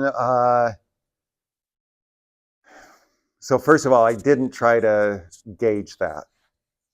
But maybe I can go back through the data and look through that one more time. So I'm glad you're asking the question. But no, I don't have a way to address that. Yeah, because just thinking about the maturity level of Yeah. the ministers, I would think that would have a major impact on how the church, or at least how the person answering the questions, would even define. Yeah. Like, this is a major issue. We had so much turmoil. Other pastors that have been more experienced might be like, it's just a bump in the road, and it didn't really have, it was an issue, but it wasn't a crisis. Yeah. No, that's a good point, Cody. Thank you. Yeah, Kevin. And don't ask me such a hard question. So I'm wondering about the people that did not have IDD in their churches. Do you find evidence of what you might say like a right-wing pastor, right-wing church, right-wing context, and the reason they don't have it is because they're all fairly similar, not necessarily because of the significance of theological implications? There actually wasn't much of a correlation between. So we did talk about the political activity of the pastor, but in terms of ideological leanings or political leanings of the pastor or of the leadership team or of the ministry context. Ministry context had a little bit more, but specifically pastor, church leadership, congregation, there really was not really any clear correlation. I'm thinking, John, of either way of a church in Idaho that's probably fairly well known, where there's probably a lot of equal signs in those, right? What the pastoral belief, the church belief, and the community belief, And you would expect there not to be any IDD there, but not necessarily because of theology, but because of they all have a shared Yeah. ideology. Yeah. I'm trying to think through how to unpack the data, if we could take it to that level or not. You know, one of the problems is, you know, honestly, you get tasked to do all this stuff, and I'm not a statistician. You know, I can stand up here and impress you with Pearson's correlation coefficient, but I have to slow down every time I say that and think through how to pronounce it. So, you know, I'm given my best understanding of what I've seen, and I'm sure there's ways to unpack that, which I will go back through and look to see if there's a way to take a little deeper dive on that.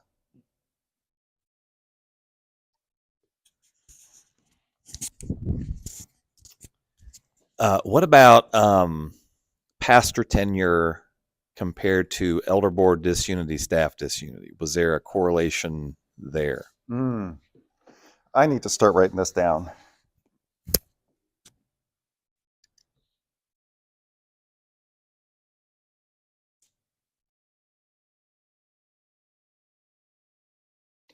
I'd just be curious if there was because, you know, having being pretty youngly tenured in the sense of having not been here long. And then really we hit all three of those. We had experienced disunity in those three, and it hit the congregation. Yeah. And new pastor trying to hire a new staff member, and then all that within 3 years when it all went down, and then getting nailed on, you know, really there was a staff member that came out strongly on an ideology that I felt like hit hard, and that caused division, I think, across the board. I'd wondered if I had, you know, if a pastor had been in church 20 years and perhaps a new voice would not have had as much impact. I don't know. I was just curious about. No, and that is something I can do with the data that we have. I just didn't think to do that, and I thought I had done everything I could.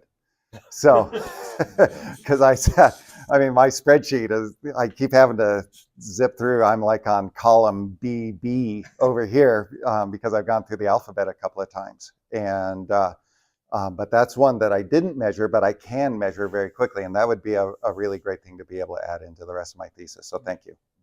Yeah. John, and looking at the size of the communities, I mean, you had rural and you had urban, and there's a lot of homogenization, I'll say, that happens in small communities. Was that looked at in terms of the total population? Yeah. So again, I don't have necessarily the total population. All I have is rural or suburban in this case, and there was no pattern no discernible pattern between those two. You know, some had, some didn't. There wasn't a way. It all looked like the overall data. Yeah. Okay, let's take a break. We've like downloaded a bunch of information. 10-minute break, and then we'll move on. Our next stop is going to be conclusions from the initial survey data. Like what can we draw out of this in order to begin to develop a strategy for moving forward? So 10 minutes, so we'll be back on at 10 after 12.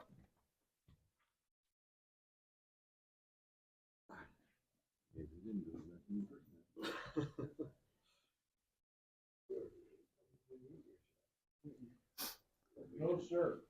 Very good, thank you. Oh, you're welcome. You're welcome. It's interesting when the questions come up and you're thinking, man, because I mean, I was looking at all these columns of data. I'm like, okay, I can compare this and this. I can compare this and this. And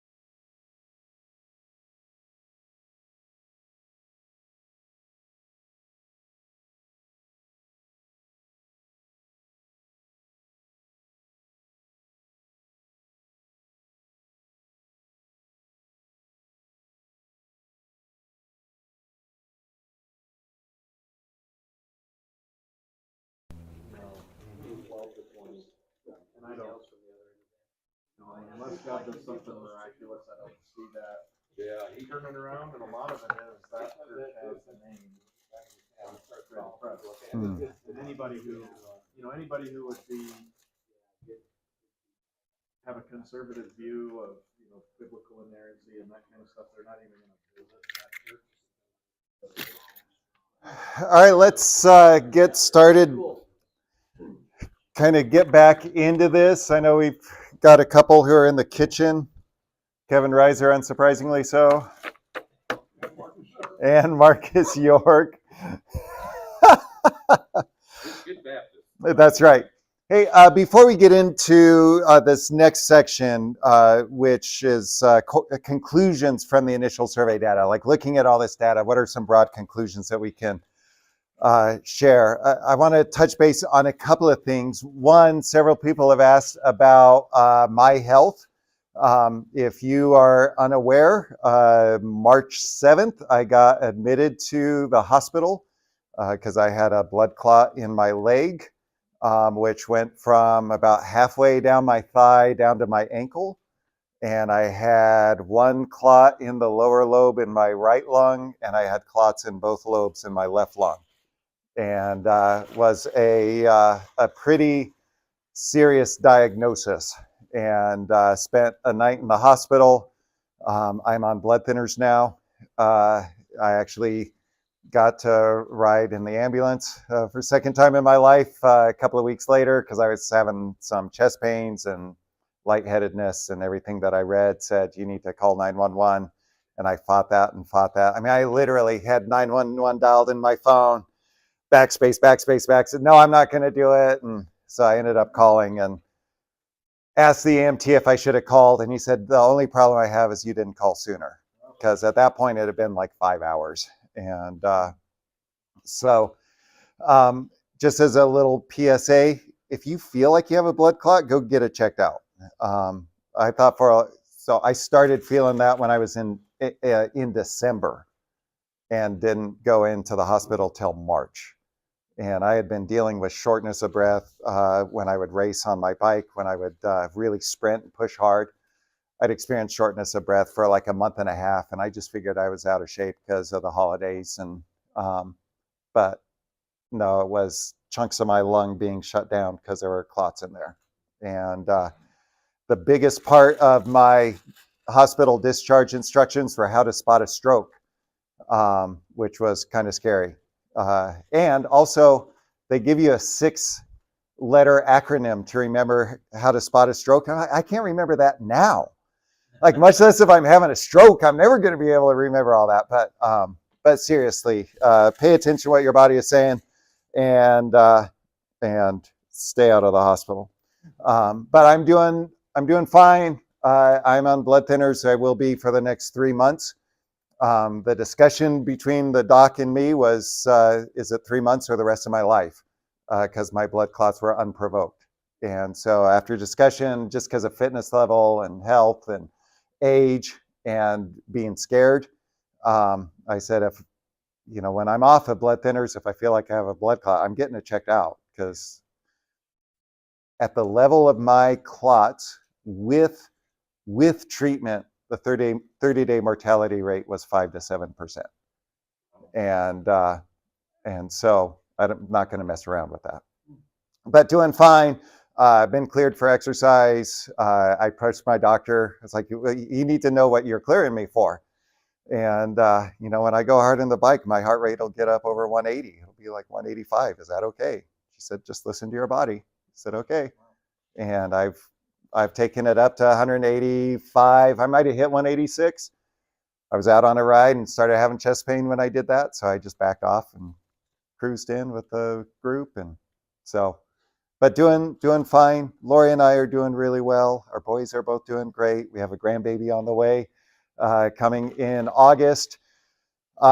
One thing that you can pray for us about is one of our longest friends, closest friend, John Cook, a missionary that First Baptist supports, died very suddenly while serving in Iraq. Was leading a pastor's conference and was getting ready for the day, talking to Dee, his wife, on the phone, and just died. And so his funeral is tomorrow. So our whole family is going. I'm speaking at it. And so if you think of it, you can pray for the Cooks. Dee is his wife. They've got 4 kids who are 30 to 40 years old. And let's pray that God would be glorified. I know he was in John's life and in the work that he did. He worked with national pastors in India, Iraq, and Egypt. And while I was senior pastor here, I actually went to Egypt and spoke at a pastor's conference.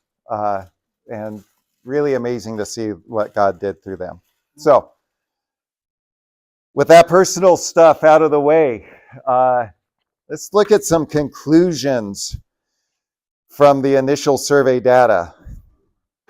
The first conclusion that I see is that IDD exists in a wide range of ministry contexts. Part of my hope in addressing this is to remind you that you are not alone.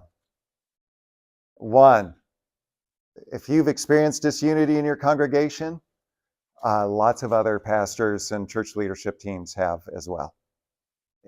Which also means that it is not necessarily because of something that you've done.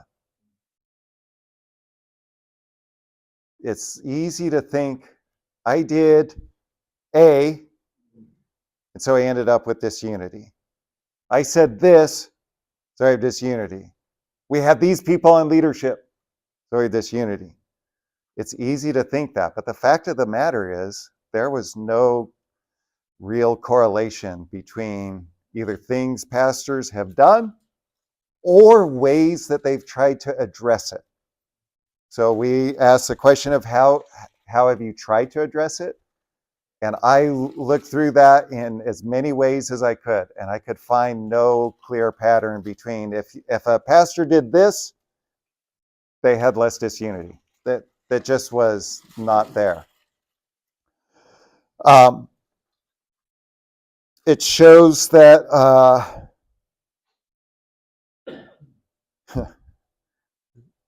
so it was tempting when I first started working through the data, it was tempting to think that this was not a significant result because there's no like statistical correlation one way or the other. But it actually, I think, is one of the most significant in that we, by and large, have all experienced it to one degree or another. And we're all kind of in this boat together. And that as such, we as pastors and church leaders, specifically pastors within the Rocky Mountain Church Network, can support one another and encourage one another, pray for each other. And we want to start developing more and more of those relationships and connections. This has been a year of trying to put more network in our network, connecting pastors and churches. And this is one of the ways that we can do it. We've hosted some prayer gatherings. I was a little dismayed at one of our prayer gatherings in that we had 3 pastors who minister within 45 minutes of each other. The shortest one of those has been there 7 years. So one had been 7 years, one had been 13, one had been 30 years. And those 3 pastors, 45 minutes from each other, had never met. And so we're looking to see how we can take care of that. Provide ways for pastors to know each other and support each other, pray for each other, encourage each other. But IDD exists in a wide range of ministry contexts. The next one I think is significant, and it's significant for 2 reasons. One, it affirms what we all have been feeling, but then it also is going to help us unlock what I think is one of the best things that we need to know in order to move forward, which is that IDD is worsened by events. Ideologically driven disunity is worsened by events. This is due in part to the foundational nature of ideologies, which we'll unpack a little bit more in just a moment. But ideologies are foundational in that we often think that our ideology is built upon our theology. But a lot of times, it's the reverse. It, at the very least, is impacted by our ideology. Mark Laverton wrote, "What divides evangelicals can be found underneath our theology, on the often unrecognized mental and social frame on which our theology rests." So our ideologies, by and large, are foundational. And that's because they are rooted oftentimes in things that you've experienced your whole life. Part of the reason that I think the way that I do is because I grew up as a child of I always told my kids I'm a child of the 60s because I was born December 16th, 1969. But realistically, I'm a child of the 80s. That forms who I am. I grew up in Tucson, Arizona.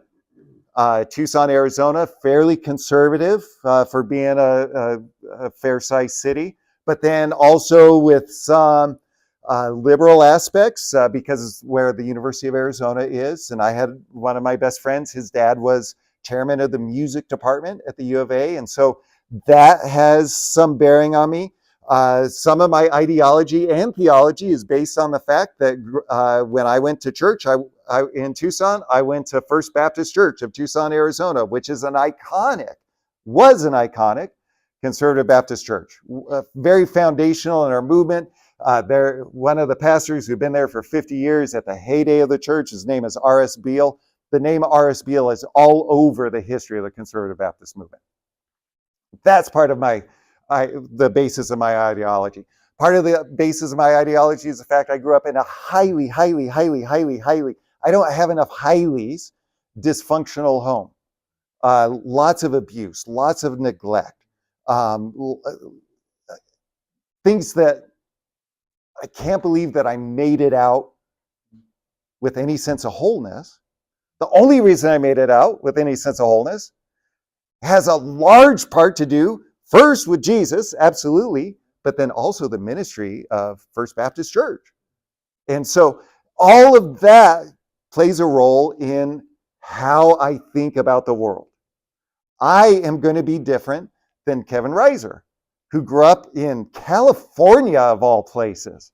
And so who knows how liberal crazy he is? No, actually, what has happened is there's been a little bit of a reaction the other way because of some experiences growing up. But that has to do with the fact I grew up in Tucson, grew up in the 80s. Kevin's a little younger than me. I grew up in California, different family scenarios. It all has to play into our ideology. And our ideology oftentimes informs our theology more than we want to admit. And there's something else that plays into this, which is that ideology masquerades as spirituality. There is a lot of overlap between the two. It's easy to confuse ideology and religion or spirituality or even theology at times. There's a British political scientist whose name was Maurice Cranston, who gave a definition of ideology. And it was really one of the foundational definitions of ideology because people were not really talking about that at the time. And he said an ideology has 5 characteristics. He says an ideology is comprehensive. Ideologies are comprehensive in that they seek to encompass all of the human experience. So everything that you experience, you can kind of fit into your ideology. They're comprehensive. They are goal-oriented in that they have an objective toward which adherents of the ideology strive. Okay, and so to use an extra church example, you think of the ideology that's surrounded in environmentalism. There's a very clear goal that they're striving towards. So an ideology is goal-oriented. Thirdly, they require effort to maintain. They require that you put energy into it. You can't simply just think about an ideology. You put effort into maintaining it. Fourthly, Cranston said an ideology requires a commitment to a cause, that there's something greater that you're working towards. And then lastly, he said, they are intellectual, in that an ideology is based more on reason than on emotionalism. And beyond that, the leaders of an ideology are often those who are more highly educated or have a better ability to communicate. So now I want you to pretend that we don't have a definition of an ideology on the screen, but we have a definition of spirituality. It's comprehensive. It seeks to encompass everything that we believe. It is goal-oriented. We have a goal that we are advancing, a commitment to a cause. The goal should be the Great Commission. But sometimes that theology or spirituality, sometimes we slide a different goal into there, but it feels the same. They require an effort to maintain. How many of you have preached a series on spiritual disciplines?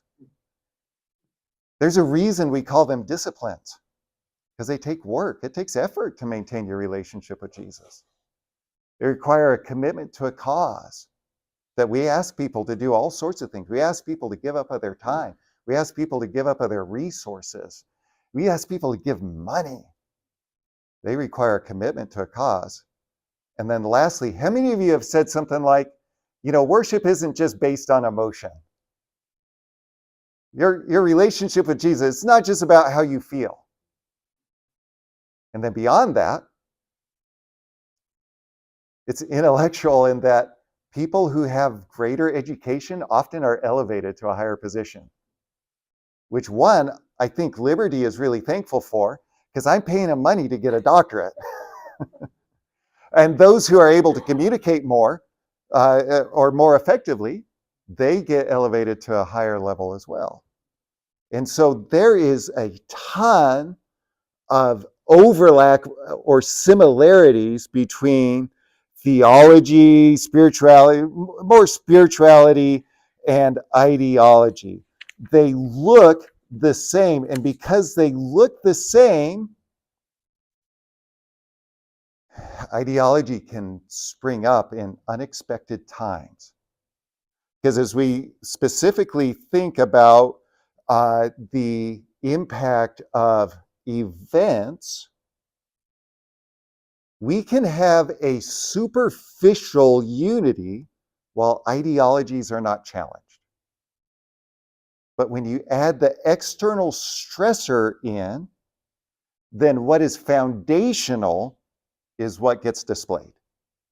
And if theology is not the foundation, or mission is not the foundation, then what is will get shown. There's a counselor, I read this online. It was just a fascinating little quote. And it has so much application. In fact, I told our younger son, Cameron, about it. And he's like, I'm going to use that with my students. He works with student body government at UW. Wayne Dyer was having a conversation with a man just about why you respond to things. And why do you respond to things the way that you do? And he said, I asked this guy, so when you squeeze an orange, what do you get? I said, well, you get orange juice. Why is that? Because that's what's inside. He said, in the same way, when you squeeze a human, what is truly inside is what comes out. So it may look great and you're moving along together and everyone's singing songs together and going to Bible studies together. Then you add the stressor of COVID, 2020 election, 2024 election, just to give you a heads up, because there's another one coming. When you add that stressor, oftentimes what is on the inside is what comes out. And that is an important conclusion that we have to remember, because it will come up over and over again. And that especially happens in our interactions with people when we don't realize or recognize the foundational nature of ideologies. Thirdly, third kind of big broad brush conclusion is that IDD is weaker when relationships are stronger. And so I started off, as we talked about the correlations, when you look at the correlation between the impact of IDD and tenure of pastor, he said there's, maybe you aren't able, if you look at this one factor, you're not able to ascertain which is causative. Like it could be pastor there longer, and so there's less IDD, or there's less IDD, so the pastor sticks around. Those are both valid ways to look at that data. But I think when you add the other components of the lack of impact on leadership teams and on church staff, I think you get a clearer picture that those relationships, particularly ministry relationships, the stronger those relationships are, the less impact IDD has. Now that's a broad brush statement, and obviously there will be outliers. But the stronger relationships we can have with one another, the weaker the impact of IDD is. I'll get into another reason why I think that, which comes out of not the quantitative research. So what we've talked about by and large here is quantitative research, the data that comes from the survey. We also have done qualitative research in doing interviews and focus groups. And a lot of what was born out of those in terms of what helped during COVID and what helped during the 2020 election, I think shows that really what is causative in the relationship between tenure and presence or impact of IDD is that better relationships, longer tenure of pastor, and better relationships leads to less ideologically driven disunity. Any questions about those kind of broad brush conclusions? Oh, thank you. I forgot to turn that off. Sorry, hopefully they would have seen that we had already resumed, but no, thank you. Thank you. And I even have this over here to show. And if you're looking at it, it's like 30 seconds delayed. Oh, he did. Oh, okay. Thank you, David Poole, for correcting my mistake from hours away. All right, so let's move on. And this is going to be kind of the bulk of the rest of our time. And I hope that we can have some questions and discussion even as we think about this, which is how do we address ideologically driven disunity? So as pastors and church leaders, what do we do about this? I think it's clear to see that it's prevalent. We can see it's worsened by events. We can see that it's present in churches with different factors, different sizes, different sociologies, that it's in a wide range of environments. And that a lot of what we have done has not helped. And that was borne out just in even asking, here are some different things and things like that. Preaching on worldviews, preaching on the mission of the church, preaching on this, debating, posting on social media.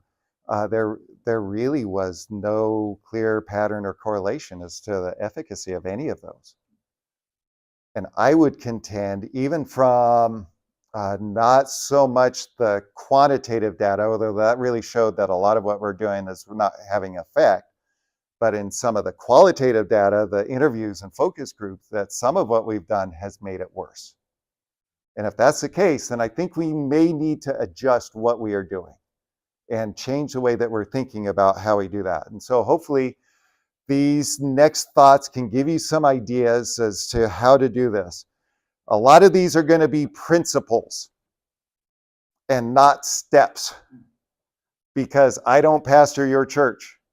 I don't sit with your elders. So I can't tell you, here's what you need to do. If you do A, B, C, D, and E, you'll have no more disunity. And if I could do that, man, I would be a rich guy because I'd go around the country and I'd sell that to as many people as I could. But I think there are some principles as to how we lead and how we interact with people that if we will incorporate those, we will be much better off. And IDD will be lessened, its presence and its impact. The first broad principle is that we have to listen to a third voice. We have to be able to listen to a third voice. If my ideology is foundational and it's at the core of who I am, and Tony's ideology is foundational, it's core to who he is, we probably are not going to be able to debate each other off of that. Because I'm not going to change that much. I've already been changed by Jesus. He's redeemed me, he's rescued me. But a lot of who I am is still in here. And if I'm not changing much and Tony isn't going to change much, we cannot debate each other into unity. In fact, I'm not even certain that should be our goal, is to debate each other and convince each other of the rightness or wrongness of our ideologies. Stanley Hauerwas wrote, again, that conflict is part and parcel of Christian unity, means that the unity of a church is not based on agreements, but rather one that assumes that disagreement should not lead to division, but rather should be a testimony to the existence of a reconciling people. That we do have differences, and it's okay that we have differences. Now, there are boundaries and there are bounds, and we need to be clear about that, and that is largely the role of an elder group or a church leadership group, whatever form that takes in your church, that you can say, here's who we are, and if you fall outside of this bound, that you are not part of us. So one, we have to admit and actually be okay with the fact that even a doctrinal statement is in essence a dividing statement. We always want to say, well, this is how we have unity. That's not necessarily how you have unity. It is really a dividing line between who is a part and who is not. And we just have to understand that and recognize it and live within those bounds. But within the bounds of a doctrinal statement, we should be able to have ideological differences and have discussions about those without dividing and without being divisive. The only way that we can do that, I am convinced, because Tony's not going to change and I'm not going to change. And I can tell you that because I tried to change Tony for years and it was fool's errand right there. But the only way that we can do that is listen to a third voice that transcends both of ours. And that voice is the voice of Jesus. That if we can find the voice of Jesus in the noise, we can have a unity that is not based on ideology. It's tough. And again, I will come back to this over and over. It is hard because there is this relationship between ideology and theology. There's this relationship between ideology and spirituality that is difficult for us to understand and to help our church people understand. But one of the only ways that we have possible to address ideologically driven disunity in our congregation is to be able to continually point people to the voice of Jesus. And I would contend to continually point them to the voice of Jesus in the command of the Great Commission. Now, I can tell some of you are thinking, yeah, we do that. We'll get to that later because there are times where it doesn't work. And there's still disunity and there's still people who leave. We need to understand that. But we will never be able to all get onto the same page together, ideologically. We have to be okay with that. We have to be okay with that as we lead our churches in focusing on the voice of Jesus in the Great Commission. Second big principle is that we have to consider our part. Have you noticed that you don't have an accent? I've noticed that. You know, for the most part, that's just the way you grew up talking. The only reason you know you have an accent is because you moved to Wyoming, and everybody, when you lived in West Virginia, people are like, man, you talk funny. You know, you don't recognize your own accent. In fact, Henry Cloud, a psychologist, during the pandemic, he was like, what can I do to help? And he had a free call-in show on Facebook. Lori watched it every week. And people would call in, and Henry's from the South, and someone would call from the South, and Henry would say, at last, someone who doesn't have an accent. Like everybody else sounded exactly like me. You don't realize you have an accent. And in the same way, you may not recognize that you have an ideology, because it's simply the way that you view the world. And not only that, but as one pastor put it, my ideology is right. Because if I didn't think that, if I thought it was wrong, I would think something different. And so you are convinced of the rightness of your ideology, even though you don't even really recognize that you have one. Which means that there are times where when you come into an ideological tension, you actually speak out of the ideology that you're not recognizing, which can inflame the issue rather than help the issue subside. And so I think one of the things that as pastors and church leaders we need to do, as pastors and church leaders, we really need to do is to ask ourselves some serious questions. One, how have I contributed to the situation?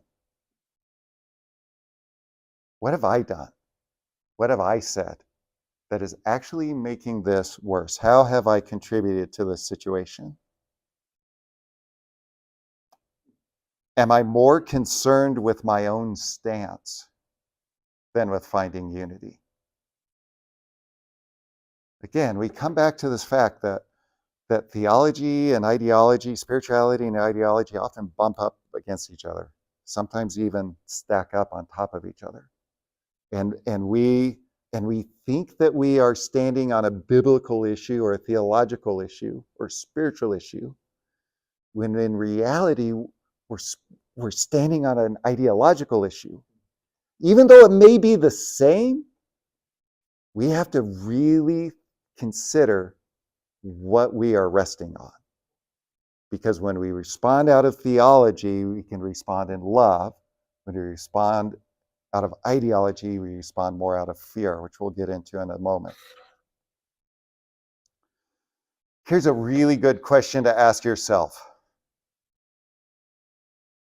Am I having more spiritual conversations or political conversations?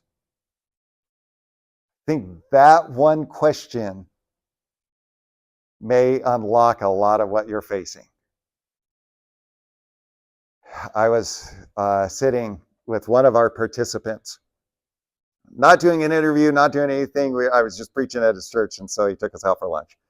And we're having conversation about this, and he kept pushing back and saying, well, someone's got to stand up for what's right, and we got to do this, and we got to stand for this political thing, because if we don't do this, and nobody else, if the church doesn't stand, who will? And I simply said, well, I'm worried that I have a lot more ideological discussions than spiritual discussions.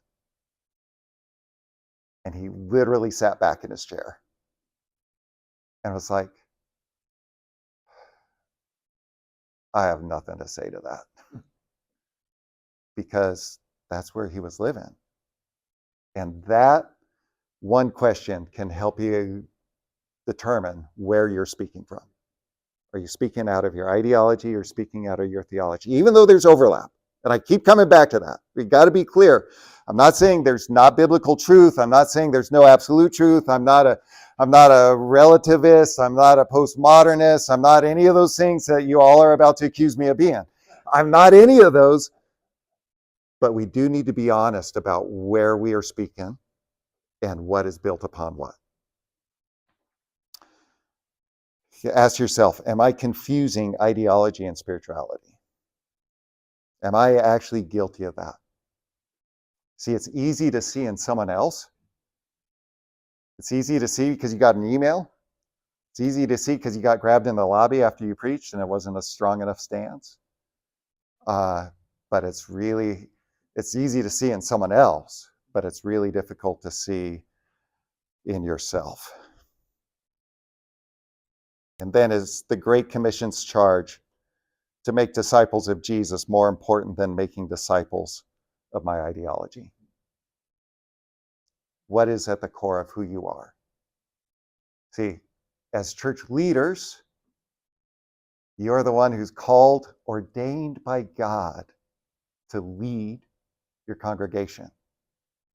And where you lead from will play a huge role into how you lead those God has entrusted to you.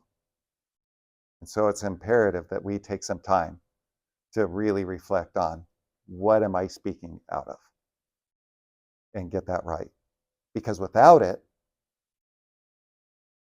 you're going to continue to have ideologically driven disunity and be impacted by it and be one of those 73% of pastors who said it's causing me stress, and be, one of the 80% in the Gallup poll who said I'm seriously considering just leaving ministry.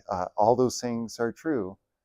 And in a lot of regards, I think it's caused beginning in here. So before we move on, any questions? And as I'm saying that, David, I see your thought on YouTube here, and we're actually getting to that in the next section. So don't worry, I'm not ignoring you. Any questions or comments?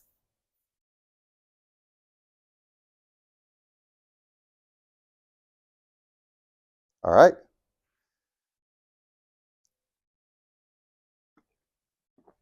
The next step. So first is listening to the third voice. Next is considering our part. Third, I think we have to understand the real cause of ideologically driven disunity. And I've mentioned it a couple of times. It appears when you're in the midst of an ideological disunity, a situation where you're having a conversation that's just gone sideways, you don't know how to get out of it, a situation in your congregation, it appears to have an intellectual, a spiritual, or a personal cause. That somebody simply doesn't have the right information. That if they had the right information, that we could change their mind. Sometimes you think, man, that guy is just so stubborn. They're never going to change.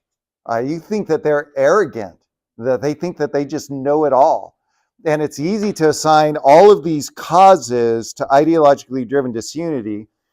But through what I've read and what I've heard, what I'm convinced of is that the root cause of ideologically driven disunity is fear. And it's a fear of two things.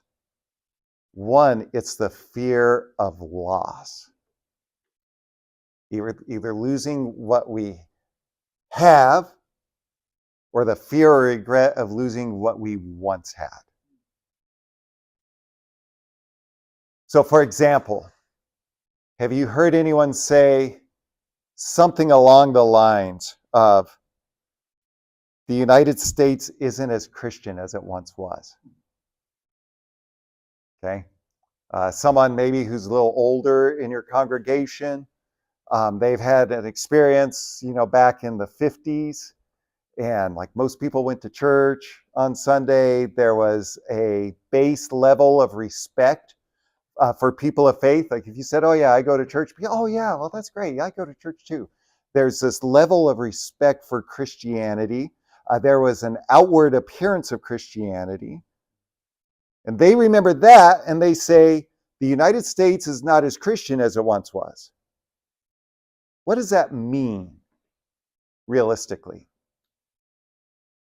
It means that the United States doesn't have the same expressions that it once was, which to a large extent, were actually more cultural expressions than spiritual expressions. To put it into a modern context, a guy at the last presentation said, yeah, I was talking with a friend. We lived in Texas together, and he told me he was moving to Huntington Beach, California. I was like, why in the world would you move to Huntington Beach? And they were in ministry together. He said, why would you move to Huntington Beach? And my friend said, because at least I can tell who the heathens are. Because in their context, it was like everybody went to church, everyone was Christian. And so when someone says the United States isn't as Christian as it once was, what they really are talking about is an expression. And I would contend those expressions are much more about conservative ideology than even necessarily spiritual expressions. Again, they bump up against each other. So some of the issues that we're seeing in sexual identity, gender, all those conversations that you're having where you're thinking, man, I can't believe we're talking about this. You think back to, I was here as the pastor in 2015 when the Supreme Court acknowledged gay marriage across the country. And to think of the arc that we've been on from just 2015, I mean, that's not even 10 years ago, to the conversations we're having now, those are a lot of biblical issues. Absolutely. But how many people are actually concerned about the biblical aspect, and how many are concerned about the lack of conservatism and that it's not an expression of that? And so, one, ideologically driven disunity is caused by fear, because people are fearful of either what they have lost or of losing more. Which leads into the second aspect of how ideologically driven disunity is caused by fear, which is it is the fear of the quote unquote other side winning. And that is because ideologically driven discussions almost always devolve into a zero-sum game nature discussion, which means I win and you lose, or I lose and you win. And I just have to tell you, I hate to lose. I am competitive. And if you wonder how competitive I am, I'm going to tell you, I am like way more competitive than you. I mean, I don't want to lose. And even more so, I don't want to lose on these things that are foundational to me. And so when I get into a discussion that bumps up against ideology, I'm going to fight because I am afraid of my side losing and the other side winning. Again, Mark Laverton wrote about this and the confluence of conservatism, even particularly among conservatives, but ideological discussion and fear and the way we talk about these things. Mark Laverton wrote, for many conservative evangelicals, changes in theological understandings, social patterns, and moral norms threaten the instinct to control. The perceived loss of control then spawns the impulse to fight back. It isn't surprising, therefore, that evangelicals have consistently been politically conservative and frequently frame their engagement in politics with the language of apocalypse, fear, and warfare. Because we are afraid that we are going to lose. And when we act out of fear, ideologically driven disunity is the result. So I am convinced, looking at the things that I've read, hearing the pastors that I've talked to, that much of ideologically driven disunity is caused by fear. If that is the case, what is the antidote to fear? The antidote to fear is not courage. When we think the antidote to fear is courage, we are more likely to think we need to take a stand. When we think that way, we actually end up playing into ideologically driven disunity. Because just as I don't want to lose, the other side doesn't want to lose either. And so if I take a stand, then it's going to inflame their desire to win. And the result is greater disunity.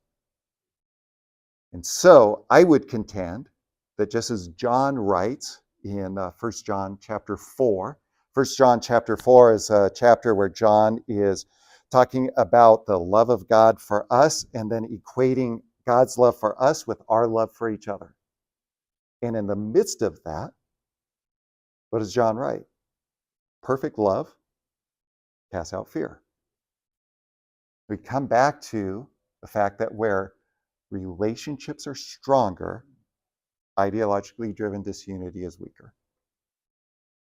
And so,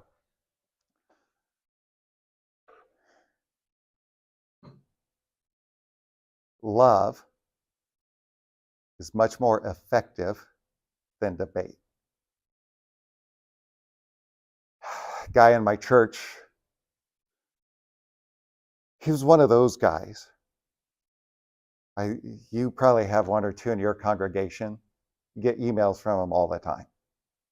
And they're just never happy with what you're doing. Always think you're making the wrong decision. I got over and over. And man, some of them were super harsh. And I would think, how am I going to deal with this? What am I going to do? And I'd lose a little sleep about it. And then I'd wake up in the morning. And the very first thing I would wake up thinking was about this guy. I'm like, Lori's right here. What am I doing thinking about him? I mean, it was, that individual. We went round and round. Theological issues, leadership issues, style of ministry issues, philosophy of ministry issues, over and over and over. But I actually never felt like we had disunity. Partly because he knew that I sat with him for 3.5 hours in an operating room, waiting room, while his wife was having emergency surgery. He knew that I loved him. I think he knew I couldn't stand him. But he knew that I would be there for him. Where relationships are stronger and love is present, IDD is weaker. And so, when your initial response is to debate or to take a stand, take a step back maybe and remember that IDD is not caused because someone doesn't have the right information. It doesn't come because they're stubborn and obstinate. It comes because there's fear there. And if we want to address fear, the best way we can do that is through love. As we'll see as we dive into the next section, relationships are critically important. And David Poole wrote, it seems like trust is an important consequence of tenure in relationships. And that's absolutely true. Like the more we can be present, the more we can spend time with, the more trust we have. The more trust we have, the more we're able to have these conversations that lead to better places rather than to ideologically driven disunity. David, I'll try to get to your next comment in a moment because it's absolutely true. Any questions about that? I went on for a little bit there, sorry. Any questions? Okay. The next, before we go on, let me just read what David says. David says, however, it does seem clear that moral relativism and postmodernism has settled into our society with some clear secular implications.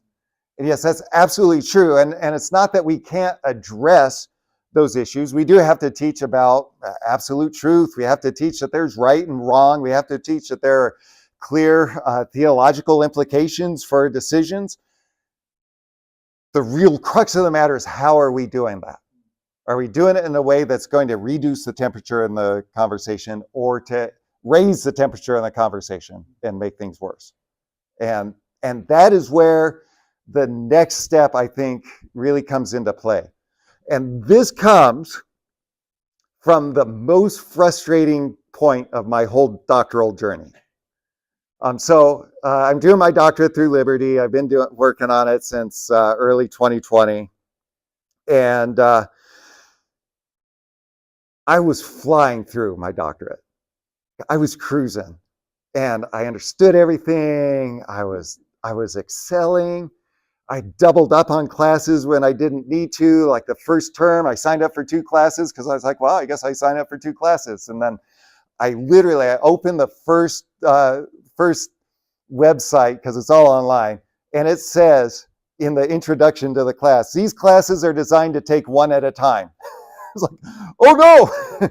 So I stuck with it. I took those 2 classes, and then I was like, well, I managed that. So I took 2 more the next time. My lowest grade of any assignment was a 94. Everything was, 99, 98. Very few of them would give 100. I think just because they didn't want to give out 100. I'm like, no, I deserve 100. I'm complaining to the president. But anyways, I'm like flying through my program. And then I get into the chunk where you're starting to write the thesis. And I write the introduction, ministry context, the problem, the thesis statement, all of these, and move through that. The literature review, you read all these books and you see how they're all interacting together, the theoretical foundations, the theological foundations. And then I get to chapter 3, which is the methodology. How are we going to address it? And in this class, it was biggest chunk. It was like 300 points out of the 1,100 points for the class. And I type it all up. It's beautiful. It's long. It encompasses everything. It's formatted correctly. I submit it, and I got a 78%. And my prof said, well, before I tell you what I said, I have to tell you it really stung. Like what he wrote, it hurt. And part of the reason that it hurt was because it was 100% accurate. And he said, so according to your methodology, all you want is for pastors to preach about common passages and hold a prayer evening.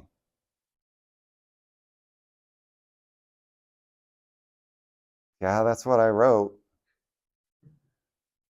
So I had to take a step back and kind of reevaluate everything that I was thinking as to how to address ideologically driven disunity. And it was frustrating. It was hard. It was difficult, partly because, and this goes back to that whole competitive nature. So I'm competitive with other people. I'm competitive with myself. That one grade knocked me off my 4.0. So I'm going to graduate with a 3.95, and it drives me nuts, all because I didn't think through how to do this well. So I started trying to think through how can we actually do this? What is it about relationships and understanding it and understanding how to navigate them? What can we bring that is of value to the stakeholders, to you all? And as I thought about it and prayed about it and looked at some more resources, I remembered a book that I had read, which was not written by a believer, but I think some of the principles here can really help church leaders address ideologically driven disunity. And the book it's a fabulous book, highly recommend it, The Infinite Game by Simon Sinek. Simon Sinek is a well-known leadership writer. He's spoken at the Willow Creek Leadership Summit several times. Really great stuff. And a lot of times when you read it, you just are reading it assuming he's a Christian, because he's talking about humility. Leaders eat last. Really great book about humility and leadership. Start with Why, a book about thinking about the foundation of who we are and why we exist, and then making all of our decisions based upon that. For the church, it's the Start with Why. Start with the Great Commission and figure out how you're fulfilling that. I mean, it's really great stuff. The Infinite Game was actually really, really important. And so one of the ways that we can address ideologically driven disunity is through playing the infinite game. Now, I want to unpack some of the thoughts of the infinite game for you. First is Simon Sinek. He's writing about the ways individuals or organizations interact with each other or with their environment around them. And he delineates between the finite game and the infinite game. He says a finite game has known players, fixed rules, and an agreed upon objective. And so one of the things that is easy to see in the finite game is sports, right? So you have two basketball teams, you know who's on the floor. These 5 guys are on the floor. If a 6th guy comes on the floor, you get a technical foul. He's not supposed to be there. So they're known players. There are fixed rules. Here's double dribble. Here's traveling. Here's how you have to play. Here's inbounds. Here's out of bounds. And there's a fixed objective. If you take this round thing and you put it through that round thing more than the other team puts it through that round thing, then you win. There's known players. There's fixed rules and an agreed upon objective. Sinek contrasts that with the infinite game, which has known and unknown players. You may not know everybody who's speaking into this conversation. You think you're having a dialogue with one person, but you actually have a lot of other voices that are speaking into that. There are no exact rules. So how are we going to navigate all of this? And then lastly, there's an infinite objective, that the only objective ultimately is to continue playing the game. So Sinek uses as a broad brush illustration right at the beginning the Vietnam War. Vietnam War, if you look at the Vietnam War, by a lot of measurable objectives or measurable metrics, the United States won. We caused more casualties. We had better equipment. We had better strategies. I mean, over and over, you can say, here's how we did this better. The North Vietnamese, however, did things differently. And he points specifically to the Tet Offensive. For some people, you may not realize that Tet is actually a major Vietnamese holiday. And so our military leaders assumed you don't attack on Tet. It's like attacking on Christmas. No one does that. And we all remember when in World War I, you had the trenches and you had the Germans over here and the Americans and the Brits over here, and it was Christmas Eve, so they all stopped fighting and sang Silent Night together, and they came out and hugged each other, and then they went back in their trenches and they fought. But you don't fight then because it's this major holiday. Well, that was known players, fixed rules, and an agreed upon objective. The North Vietnamese, however, were playing the infinite game, and they said, doesn't matter, we'll attack on Tet. And they launched this major offensive that caused a lot of damage. Their only objective was not even necessarily to win the war, but it was to continue playing the game, to stay alive, to keep going. And so Sinek talks about these two different ways to approach a situation, a life, a conversation, an interaction. He's writing largely from a business point of view, so he writes a lot about Apple and the way that they play the game, and he points to them as an example of playing the infinite game versus Microsoft, who played the finite game. And so he identifies 5 characteristics of the infinite game, which I think if we will adapt these more in the way that we lead our church, we will have less ideologically driven disunity. The first of those is that an infinite game advances a just cause.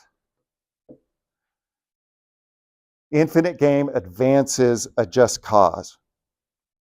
The church of Jesus Christ has the ultimate just cause. It has the just cause of glorifying God through fulfilling the Great Commission command to make disciples. That is the ultimate just cause. There were several pastors in the interview and in the focus group who pointed to this factor of being able to reinforce we are about fulfilling the Great Commission, and here is how we are doing it in this congregation. They pointed to that as to either the diminished impact of IDD or even the lack of IDD, even during COVID, as they were able to keep a church focused on the Great Commission. Secondly, and David, this will come back to some of what you wrote about trust and relationships. The second characteristic of playing the infinite game is that you build trusting teams. You build trusting teams. The importance of relationships cannot be overstated, especially within your leadership group. One of my favorite things that one of the pastors in the focus group said, he just asked a question, what is the best thing that you did? Like, what did you do that helped reduce IDD? And he said, we have, as a leadership group, as elders, we have a lot of preemptory conversations. And he said, we do that in the context of an every other week dinner. So their elders, every other week, just sit down for a meal together. And there's no business that takes place there. But he said, we have really hard conversations. So we'll talk about cultural issues. We'll talk about theological issues that the church in general is facing. And we really hammer this out. And he said, we have a diverse group of leaders in our church. On their leadership team, they have one individual who is a tenured professor at a university, and they have the owner of a gun shop. He's like, and we sit down and we have these conversations and we trust each other and we love each other and we support each other. And we have, even though we've got these two, like they don't see, even politically on some big issues, they don't see things the same way. But there's no disunity there because they've gone through the work of building a trusting team, of developing relationships, and in the context of building those relationships, having the hard and tough theological and cultural discussions. So those preemptory conversations set the stage for their church to handle disunity in the congregation because the leadership knew they had each other's backs and they had practiced having hard conversations. And that was, he pointed, when I asked the question, I think he was the first one who raised his hand, said, this is what helped us the most, building trusting teams. Third characteristic of an infinite game is study your worthy rivals. Sinek, again, he focuses on business, and so I've adapted some of his thoughts for this discussion because it's not totally analogous. Because I think to myself, well, we don't have rivals. Well, we kind of do because we're talking about disunity. So there is that aspect as well. But there are two things that I think we need to do as we think about those that we are having disagreements with. First, if you're having an ideological discussion that has a potential to tip into the source of disunity, I would encourage you to look for a way that you can admire or affirm something that they do. Sometimes it's really hard, and I hate the example I'm about to give because I know it's going to make someone mad.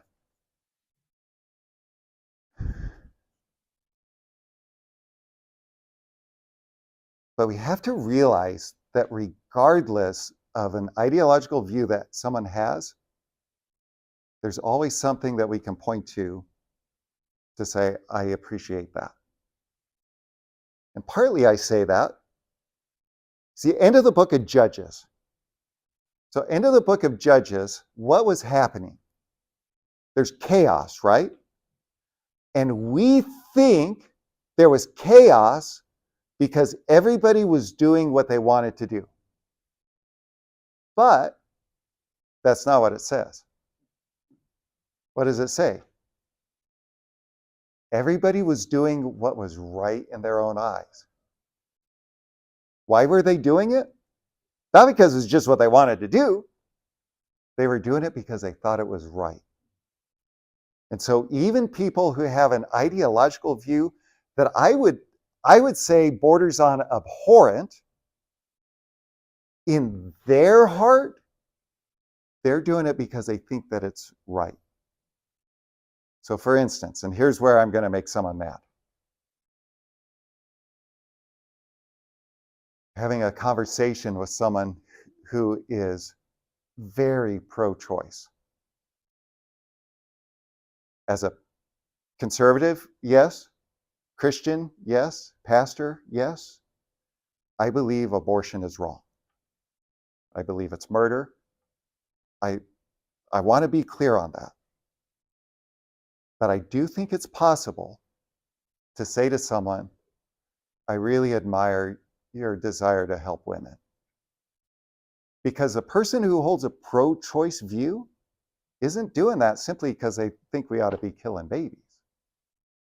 They think it's the best way to help a woman.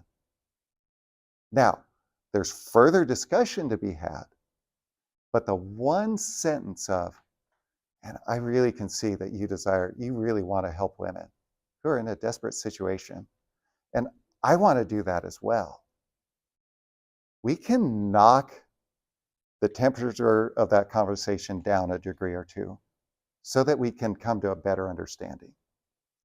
But that won't happen if we don't take time to study our worthy rival. It's hard because everything within me wants to follow that phrase up, but you're really a horrible person, which would be absolutely the wrong thing to say. But in every case, for those who are saying we need to talk more about, or who hold a different view than I do in terms of illegal immigration, to be able to say, I really appreciate your desire to help people as they're making a really difficult journey.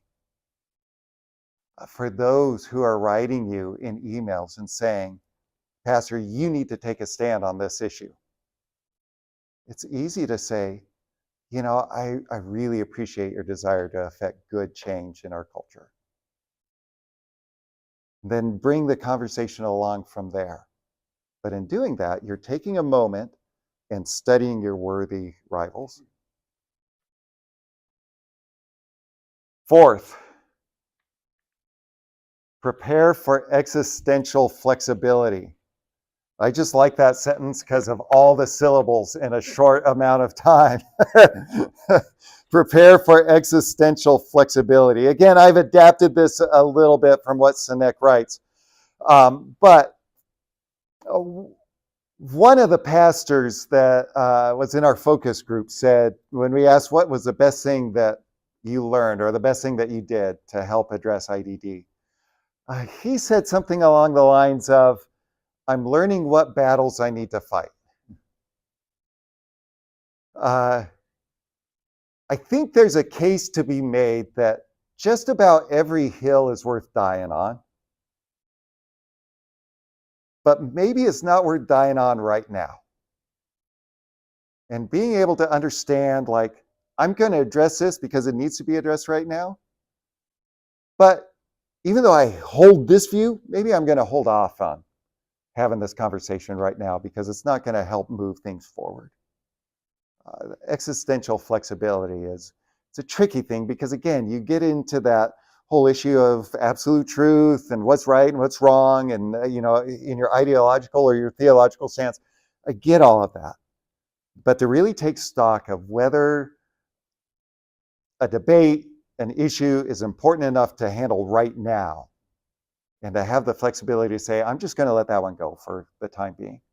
We'll come back around to it because we're here for a long time, because relationships matter, and I want to be here a long time because IDD is weaker when relationships are stronger, but to have some existential flexibility in the way that we address things. And then lastly, demonstrate the courage to lead. Demonstrate the courage to lead. So I see the previous 4 characteristics really building into the 5th one. So if you have a just cause, it clarifies what we're to do. Trusting teams. If you have a trusting team, it gives you support. There's a little phrase that I think we overlook. 2 little phrases we overlook when Peter stands and he gives his first sermon. He stands and he gives his first sermon. It says that he stands up, he opens his mouth. It says he stands filled with the Holy Spirit, and he stands with the 11. So the other disciples are standing there with him. They have his back. He's empowered by the Spirit of God. He has a trusting team behind him. And so he launches into one of the best first sermons ever. I mean, you imagine first time you ever preach and 3,000 people come to Jesus? I mean, come on, that's a... Next time 5,000 people came to Christ. I'm like, wow, Peter, you're getting better. But trusting teams give support. Studying your worthy adversary gives you a tool both to examine your own heart and then also to diffuse a difficult situation. And then existential flexibility can help a church leader understand they don't need to win every debate. And so I am going to give an illustration of maybe how we can do this. And again, I don't want to, because this is a hard conversation. And we have churches in our network who have addressed it in different ways. So I'm going to encourage you to not try to determine right now what's right or what's wrong, but just to think about the process. Because again, a lot of these discussions are context specific. So context of your elders, context of your congregation, you may land on a different position than someone else. And then it's easy to say, well, that's just wrong, so we're not doing that. Which for your context is true. And again, we have biblical truth, and so we understand that. That's all within the context. So this is not to be postmodern or relativistic. But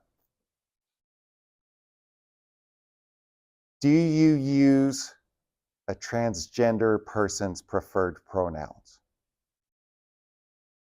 I don't know if you've wrestled with that as a church leadership team. If you haven't, you probably oughta. Because it's easy to think that it's a Boulder, Colorado issue. It's not. It's a Milliken, Colorado issue. Which if you know Milliken, you probably don't know Milliken because this is a tiny little farm town. And there's a transgender teacher in their school. And so someone in our church, their kids go to school in Milliken, and they're trying to figure out, how do we handle this? And so it's easy to think this is a big city out there issue. I think you would be wise as a church leadership team, even if you've not faced the issue, to have the conversation right now. Because one, that's a preemptory conversation. You're building trusting teams. You're working through the issue, maybe even outside of the context of having to face the issue. But I think it's crucial to discuss. So do you use it? We have churches in our network that have landed on either side of this discussion. A church that has said, yes, we are using someone's preferred pronouns. And a church has said, no, we are not. So let us walk through these 5 characteristics and see how that might play out. First, advancing a just cause.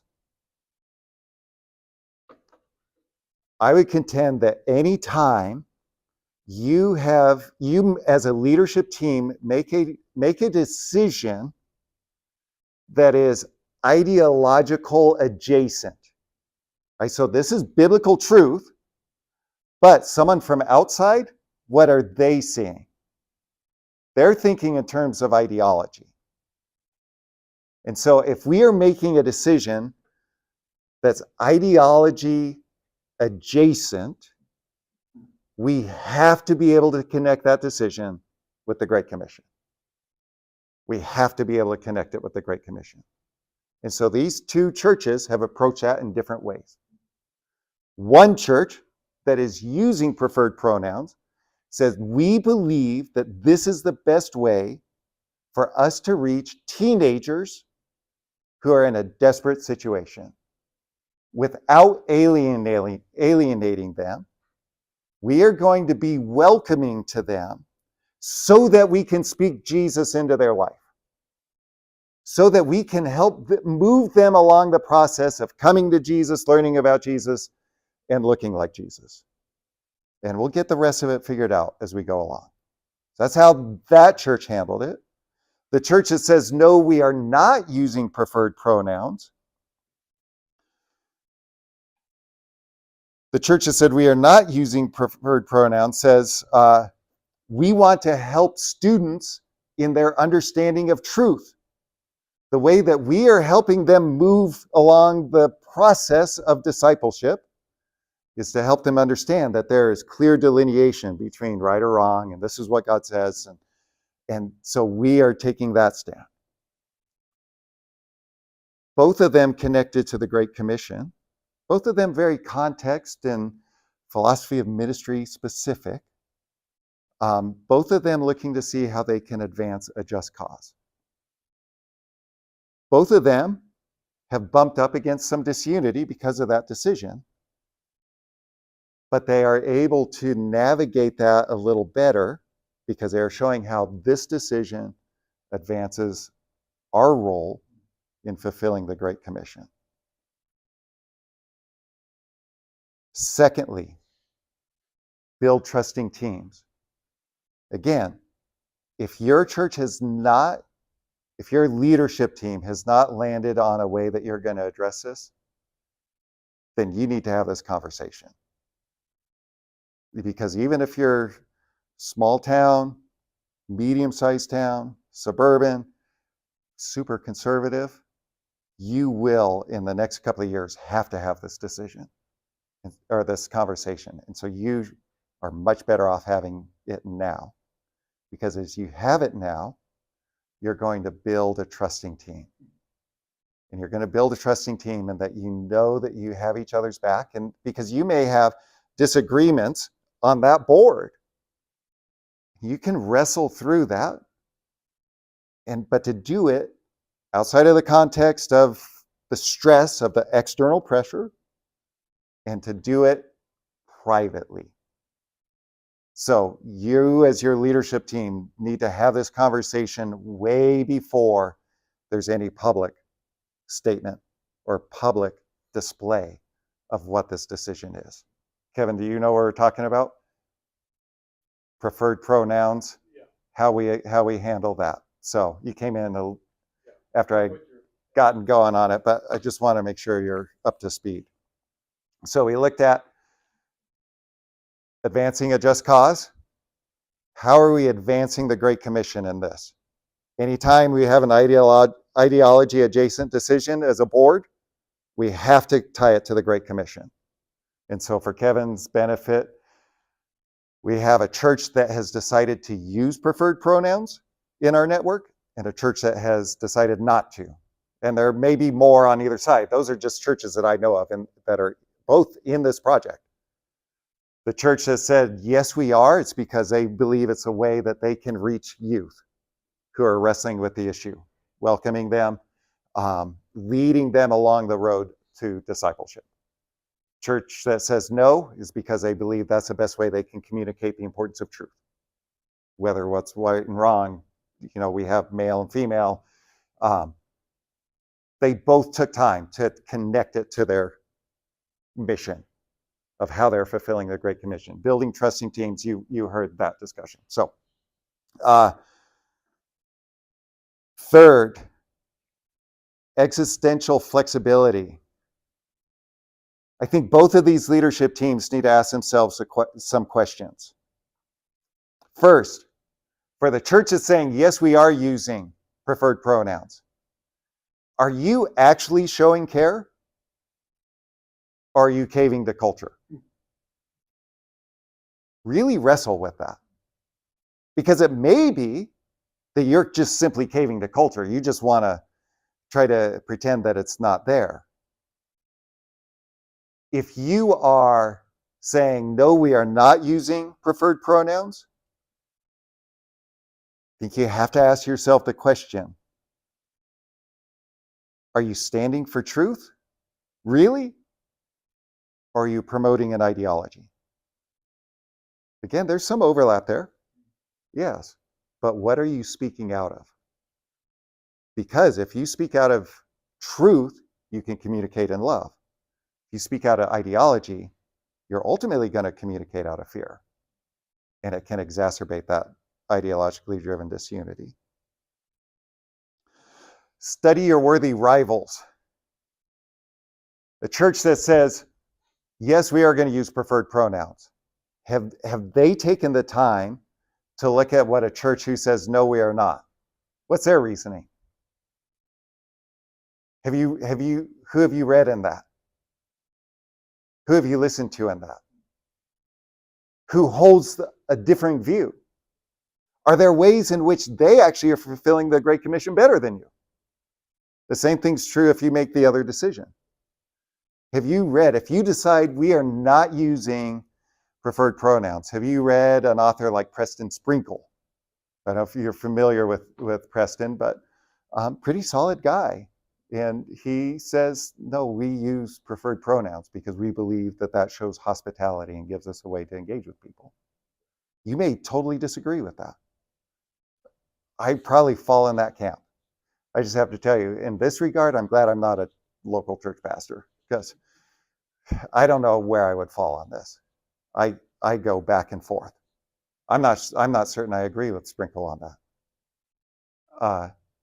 But then I also am not certain that I don't. But wrestle with that question. If you say, no, we're not using preferred pronouns, how is Preston Sprinkle better at fulfilling the Great Commission? Is there something you can learn from that? Because maybe it's something that you can adapt and bring in. But the inclination is to just totally reject it whole cloth if they don't hold to your same ideology. Sinek uses this amazing illustration as he talks about studying your worthy rivals. Apple, again, that's really what he lands on when he talks about the infinite game. Apple was just dominating personal computing, and IBM had resisted releasing a PC.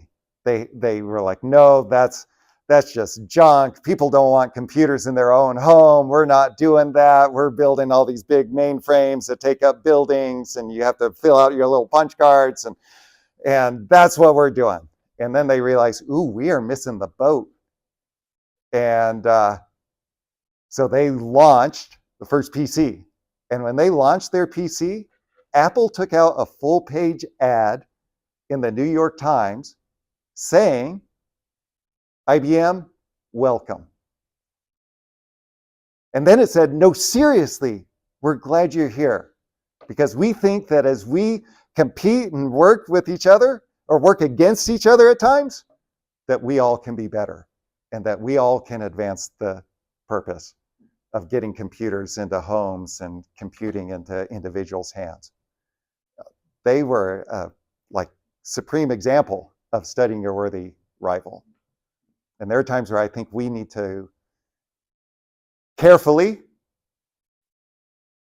read people who think things differently than we do, because maybe there are things we can learn from them. So, study your worthy rivals. Prepare for existential flexibility. What are maybe things that we need to change? Again, this goes back to, are you actually showing care or caving to culture? Are you actually standing for truth? Or are you promoting your ideology? It may be that you think, yes, this is the way we need to go. And then if you ask yourself that question, you think, oh, no, maybe we weren't getting this right. And so begin to make the change. And then lastly, lead with courage. Lead with courage. There will be bumps along the way. As we'll talk about in just a moment, people will still leave. But if you're committed to advancing your just cause, you have a trusting team beside you, you've done the research to think through what your worthy rivals are saying, you've wrestled with, is this actually the way to go? Then be courageous in the way that you lead, and lead your congregation forward in fulfilling the Great Commission. All right, last thing. I'm tempted to take a break, but then we'll be late. So give me like 15 more minutes. Are we good? All right. I need a drink of water. And then we'll open it up. No, let's open it up for questions right now before we go on to this last section. Does anyone have any questions about that? Or any comments? Any stones you want to throw? Yeah, let me grab you the mic here. Just something I was kind of reflecting on while you're talking, thinking about Christ and how he modeled some of this stuff, and thinking about some of the IDDs that he faced. But then I got to realizing that a lot of the people that were standing in opposition to him, he wasn't in unity with to begin with. And it got me to thinking about, our own churches. Some of the people that we sometimes try to appeal to are not actually part of our church. They may show up every Sunday, but they're not part of our church in that sense. They're not people that we're walking in agreement with. And to have an IDD implies that we at some point can have unity, but we can't have unity with somebody who's not a believer. Yeah. And for me, those important to kind of think through, like, because I was thinking about some of the IDDs that maybe exist culturally. People that I, friends, family, whatever that might be, outside of the church. And those are battles that are not worth winning. Yeah. In one sense. But Yep. the battle of the IDDs within the church is worth winning by working through this stuff. And Yeah. but to have disunity, there has to be unity. That was just kind of my reflection, I guess. Yeah, and realistically, the only way that we have unity, regardless of how adept we are at playing the infinite game, the only way we can have unity is through Jesus. You look at Ephesians 2, Ephesians 4, that God is bringing the disparate things together, and that we are now united in Christ. I mean, there are. That is the only source of unity. And as a congregation then, united in Jesus, we need to be united then in fulfilling the mission of the Great Commission, which someone who doesn't know Christ doesn't care about the Great Commission. And so, you're exactly right, Cody. Yeah, thank you. Anything else? All right, let's dive into the last thing, and then maybe Tony will give into temptation. And the last thing. So regardless of how well we are able to address ideologically driven disunity, sometimes it's just not possible to be united. And that can happen for a variety of reasons. But we do need to wrestle with the question, when is it time to move on? So one of the pastors in the focus group said, he put it, when do you know when it's time to pray someone on? I just love the way he put that. When do you pray someone on? And how do you do that? And there are times where we do need to pray someone on. First of all, there are no simple answers. As I said, I think in the presentation notebook, you can start adding all sorts of variables and hypotheticals into the situation. It would be way more than I could write in that book. So there are no simple answers, but there are some principles. So some principles for the when. When do you pray someone on? When do you say, we've had this discussion enough? I've had that a time or two. Actually, the individual that I talked about earlier, who I had email after email from, there was one case where I just literally told him, I can't talk to you about this anymore because this is not going anywhere. How do you know when to do that? And even more importantly, when you're looking at an issue where it's causing disunity in the church because of ideology, when do you know it's time to move on? And I think the best way to gauge is to recognize that you have a finite amount of energy. Your leadership team, you only have so much energy. And what you spend here, you cannot spend here. And so you have to ask yourself the question, as I'm having these discussions with this individual that's inflaming ideologically driven disunity in our congregation, even maybe, if I'm having discussions with him or her, because they both can cause problems, is it a better use of my energy to bring reconciliation in this? Or is my congregation better served spending it here advancing the Great Commission? Another way to look at that is, let's say I spend a ton of energy here on this conversation, and after months, there's a little bit of reconciliation here. Does that movement towards reconciliation empower your congregation more to fulfill the Great Commission? Or would you, leading in a different endeavor, empower your congregation more to fulfill a Great Commission? That's a question for you to answer, a question for you and your leadership team to wrestle with. But if you are spending so much time on this issue or in this relationship that your congregation is hindered in fulfilling the Great Commission, then I would say that's a misuse of your finite amount of energy. And you either need to hand that off to someone else or to bring that conversation to an end. Those are hard conversations to have. And sometimes they're hard because they're long-standing relationships.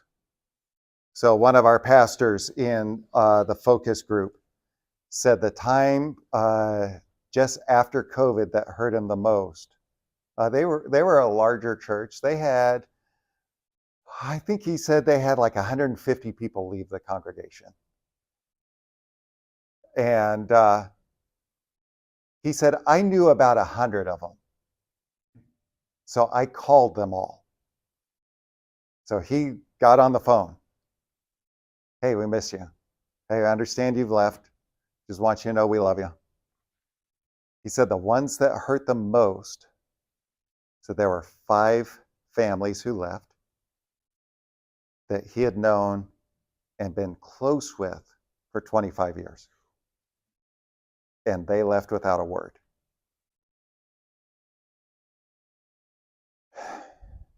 It stings.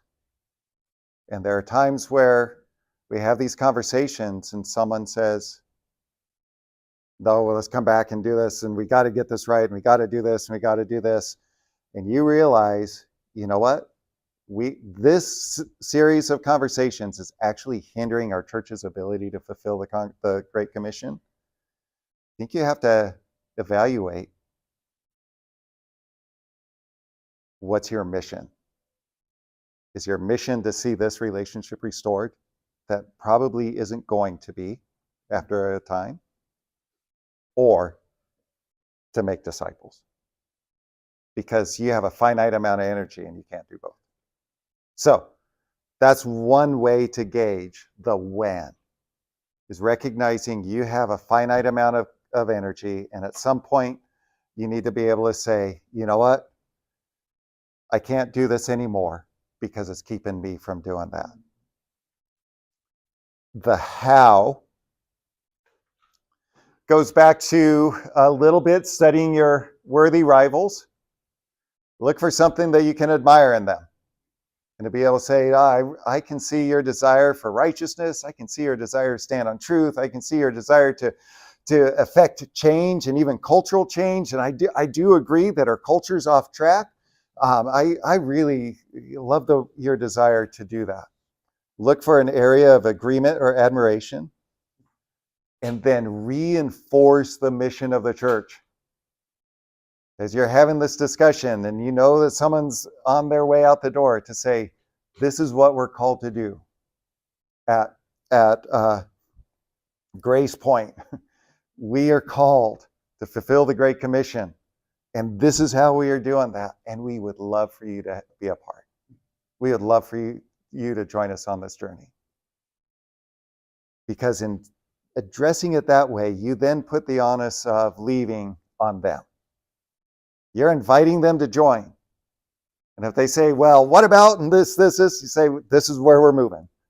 And if you want to join us in this way, then come with us. If they choose to leave, at that point, they've chosen to leave. And as a pastor, that is really hard. I hate it when people leave our church. I hate it for all sorts of reasons. I hate it because I feel like I've lost a battle, like I've not done a good job of shepherding and caring. I hate it because that means our average attendance goes down. I know I have to give a report to the elders the next month. I mean, I hate it for all sorts of reasons, but sometimes people leave. And we have to understand that and actually be okay with it. And lastly, if they want to leave, bless them, pray for them, call them, we love you, be Jesus to them. And I would say most importantly in this, don't chase them.